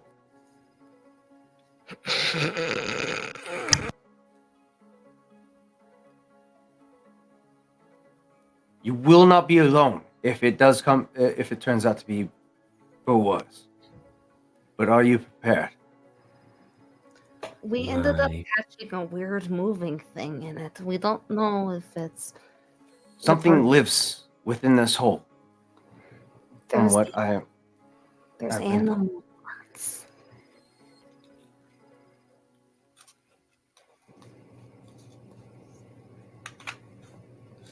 Open it. with that, William thrusts it out to its Grendel full has her- 15-foot length. Her axe, like, kind of slightly ready, just in case anything goes to attack anybody. And sets it down on the ground in front of him. As you flare it out onto the ground, the armor that was previously in there begins to crawl out desperately. The arms and the gauntlets are all disconnected from the central armor part. There are big gaps in the armor as it's like moving. The helmet is kind of like lurching forward and then like scraping and like clawing to get out. All of this is all attached with the orange crawling slime mold that is fungal based. And as so it kind of butter. it kind of all clinks out, and then the arms and the legs and the helmet all kind of go dormant, Yeah. and a small Myconan child crawls out of the central plate, Grendel, Kind of thank like- you for capturing this motherfucker. sheepishly. Hello! I'm Kind so of sorry makes its if way I away. startled you. Are you okay? And she's not gonna touch it, but she's just gonna kind of sit there and just hands in her face, just like, I'm so sorry. I did not mean to scare you if I did. My name You- is Grendel. It's so nice to meet you. Like You- she feels you so hear bad. you hear, Sarah, where have you been? Mommy's mad! Oh shit! And he just runs off into the forest. I would like You have a to good day. I would like to take this time, after being alerted to what has been going on with the portable hull, to use my last and final battle tactical sense to inspect this fucking portable hull and figure out what the fuck is going on, and if it's been released on my ship.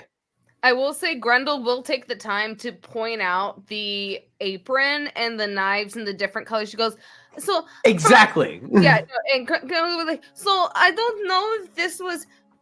I don't know if this small child was very good with knives, but there's also animal parts and Is there a bagman on my ship right now? I need to know, Chris. what? So, Oh, Smash?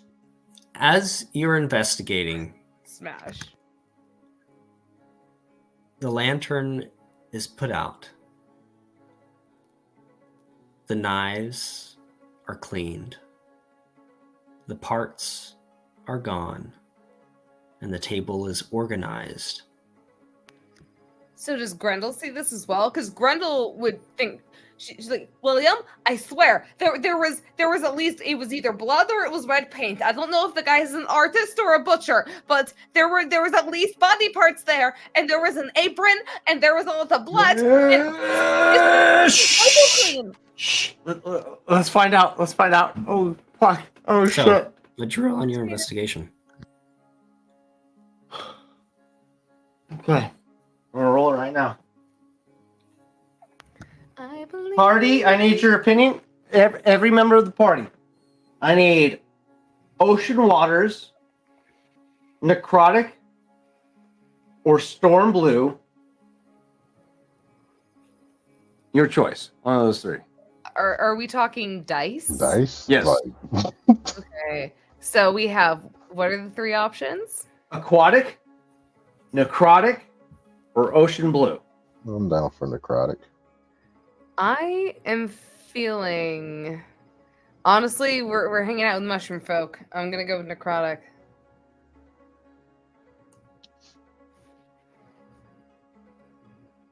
Ogner's the wild one out. Ogner. Necrotic. Yeah. All right, let's go.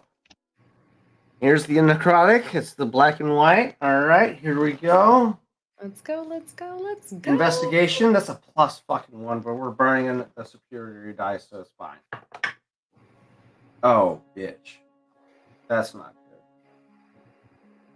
That's a 5 plus a D8. That's an 8. 8 plus 5 is what? 13. 13. What does a 13 get me, Chris? That's better than a 5. So what are you looking for? Oh, bitch! You had to ask that question. Again, Grendel would have explained to William that she did previously see animal parts, knives, a blood-stained apron, and blood everywhere. It was not clean like this. Grendel would be freaking out, being like, "Yeah." So, okay, that's right. We're focused on the portable hole at this point. And what is William would be investigating the portable hole itself to see where these tools originated from, because we did clear this out. I do remember we did clear these tools out. Yeah. And yet they still operated somehow. So William would go into the portable hole and see if there's inspect every inch of this fucking room to find out if there is a doorway. If William goes into that the he portable cannot hole, see. Grendel is coming with him because he told her to watch his back. So Grendel will be going But into William is touching every inch of this portable hole, trying to find if there is a fucking doorway that we cannot see. If he's pushing the walls, Grendel's gonna just start like booping bricks. Okay. She will be copying William, trying to, again, as how she is instructed to do things on like the battlefield. She would be doing what William is doing, touching the walls, etc. Yeah. So basically, touching the walls to try and find a secret passageway, if that's what's the source of these fucking tools. May I roll a survival check instead of a investigation check? Sure. I'll be right back. I'm going to go get my chimichangas. Okay, do it.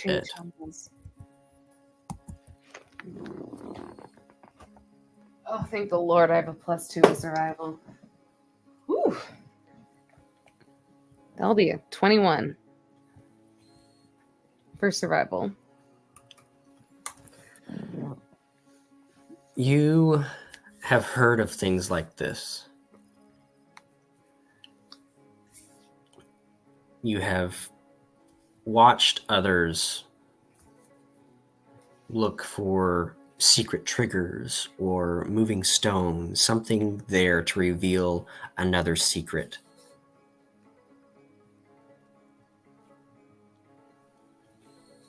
There doesn't seem to be anything here. But you've been around whoosh enough. She's been around a lot of whoosh. It sounds so bad. It does sound bad, but it's not. I mean, it's magic. I know, it's Anyway. magic. It makes it sound even worse. Chimichangas! All right. So Grendel has been around a lot of whoosh. There is one side of this portable hole that seems to be clear of anything in its path. What do you mean by clear? There's like nothing in front of it. There's no furniture, there's no cannonballs, there's no barrels. There's nothing in here. Does it look empty when it comes to interior design? Yes. Okay. It looks like a great place for a door.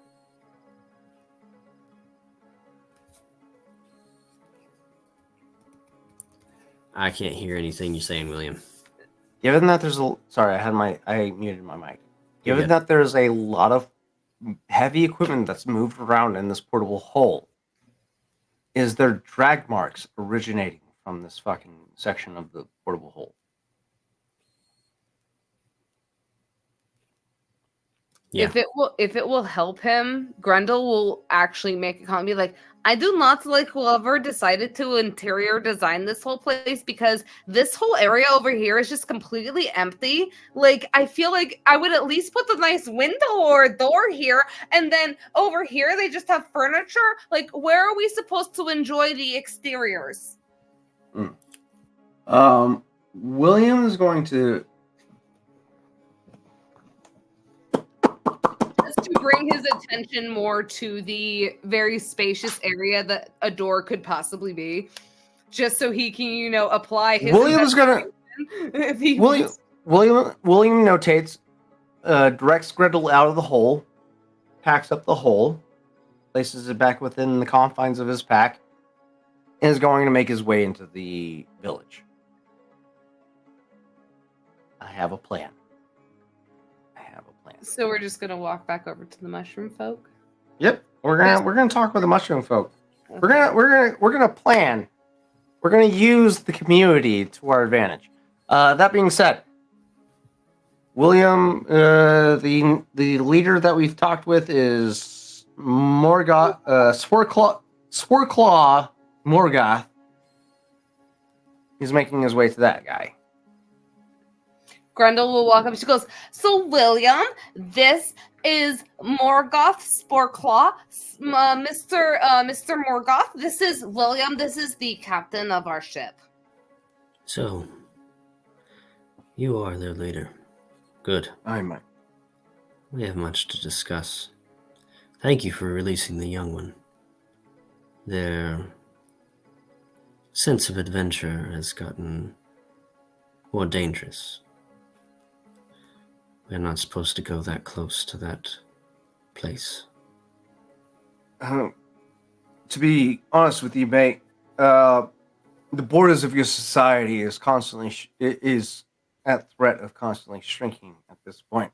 We are dealing with a existential threat that goes beyond even our capabilities and understanding. But I thought that he said that he also had seen the goo monsters. Grendel, you're right. They have seen the monsters, but this is a threat that neither of us fully understand. And they need to understand that threat.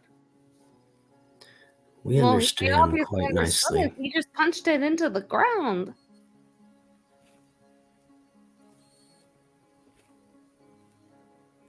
We return to you your spawn. For which we are grateful. But we ask of you to help us. So far, you have not presented any inclination as to why we shouldn't help you. Therefore, I am open to receive any requisition of aid at this time, as long as it falls within the parameters of our current mission. You return us our home. Eradicate the beast. Destroy those things. Return to us our stone, our safe haven, and all inside that you might find useful. Gold trinkets would be yours. The stone that he's referring to, could it be assumed that is the same? They are referencing to the piece of the Amber Paragon?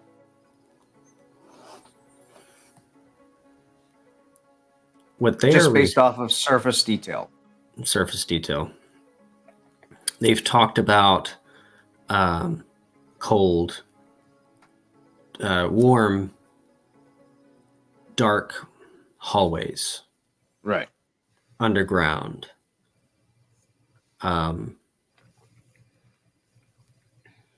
Damp. Based off of surface details, they are talking about the fort. Okay. Fort Grimshale. Okay. All right. William can work with that. All right. Okay. I'll do this for you. But should we require aid, are you in the position to aid us in such a fight that requires such support? These bodies we inhabit, these forms that we take from the dead, were once fighters, but we are not. Which is the reason we are speaking and you are not nutrients for us. We require help. We do not require more bodies.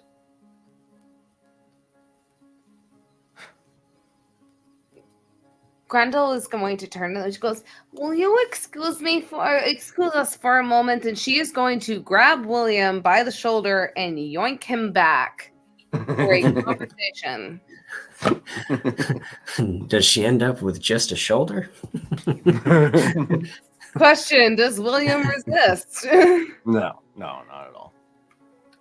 Grendel immediately pulls him out. She goes, "Okay, William, I do not know what has been going on, but you need to play nice right now, and we do not kill anybody here right now, nor do we suck out whatever you did last time on the ships. Grendel, Do this that. is not- No, that's not part of the plan. I'm just making sure that we come out on top after the... you didn't say that last time, and then you ended up fucking murdering half of the fucking crew that you said that as you watched them surrendered. That is not okay. So I am telling you right here and right now that these people seem to have tried to be on our same side, wanting to fight Mr. Ghoulman. So you do not fuck this up. Do you understand me? Captain, Fine. respectfully. Grendel, I am trying my best. I'm sorry that I fucked up earlier.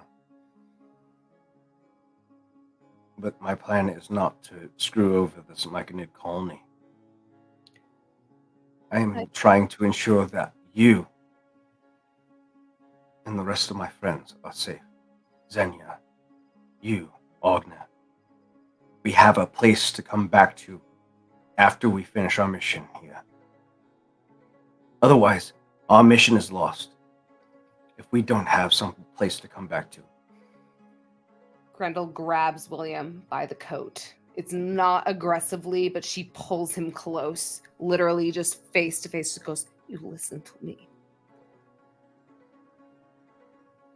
I have been willing to accept a lot of things on this journey when it comes to making sure I get my Helene back. But I have watched the world be corrupt around me and be sucked dry with nothing. Do not make me watch my friends be corrupt as I have watched the world be corrupt. Do you promise me that, William? Because I have already been willing to sacrifice everything I have to make sure I get Helene back. But I can't give up anything else for others if they are losing all they have left. Can I depend on you, William?"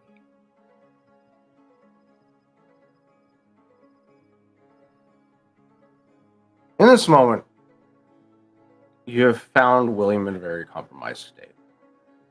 And he is very tearful.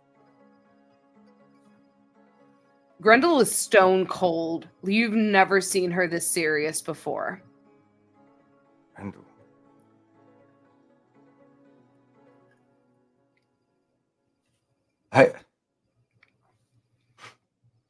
I can't promise I won't fuck up with Billy Bones on the horizon. But what I can promise is that I will fight to my very last breath to make sure that you and your beloved are reunited, and that my son has a future within this world. I will not allow my corruption. Yes, Grendel, I have more than just my greed beyond this world. I fight for more than just myself, Grendel. She just pulls you into a hug.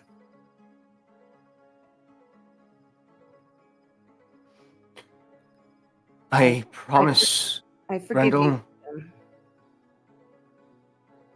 But just as That's- you go ahead.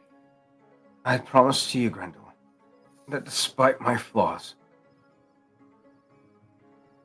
that with the very last draw of breath, it will be drawn in the fight to reunite you with your beloved and to secure a future for my son. That's all I can promise.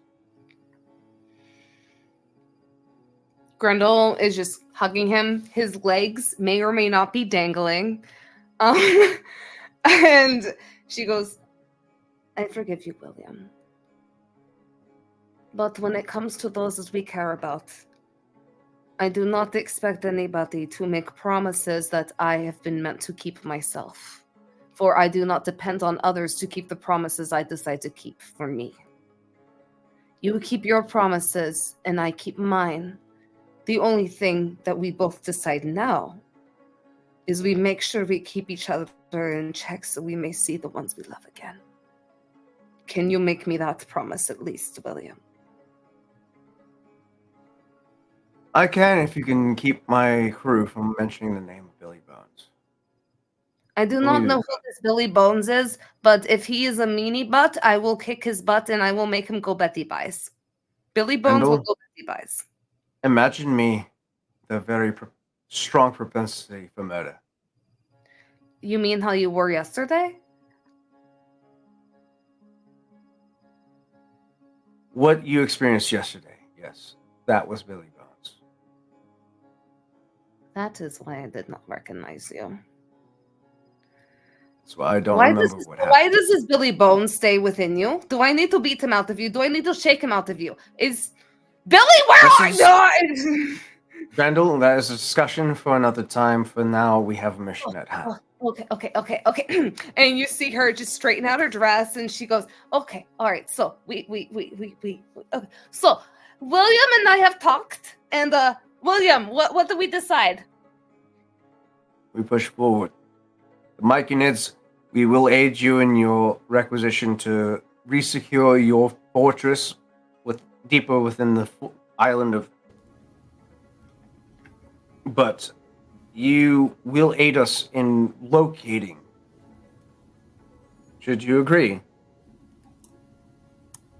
The piece of the Amber Paragon is something that is not easily dismissed. It is something that will generate an immense source of power.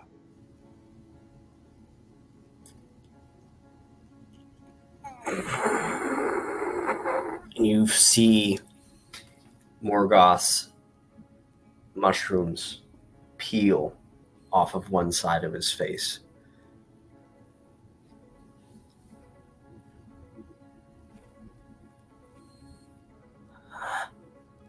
I'm a paragon. You spoke of the broken spine caldera. Aye. I've heard those things before.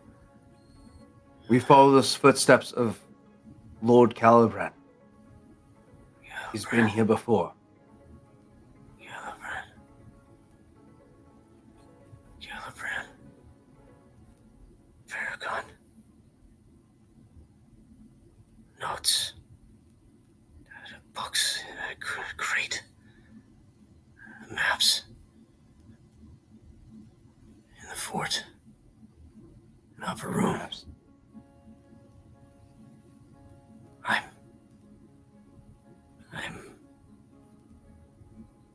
I'm Captain Nathaniel Thorne.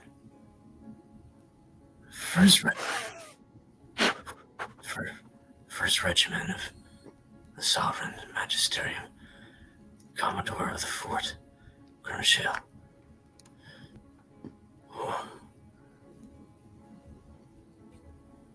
Was this a lore drop? Holy shit. Yes! I am Captain William Thomas Powell, once of the Sovereign. Well, it's me. Oh no! Oh no! That's where we're gonna end for tonight. No! I just put the piece together! What is happening? Thanks everybody for I'm hanging out. confused. What? We'll talk about it in the aftermath. Oh But everybody else is gonna have to wait until next week Wait, to your find out studio who did Nathaniel it for me. Thornton God damn it. and how they know William and what they will do about Vorak Ball's presence on this island and in the fort. We'll see y'all no! next week. Motherfucker! Oh my god! Have a good night.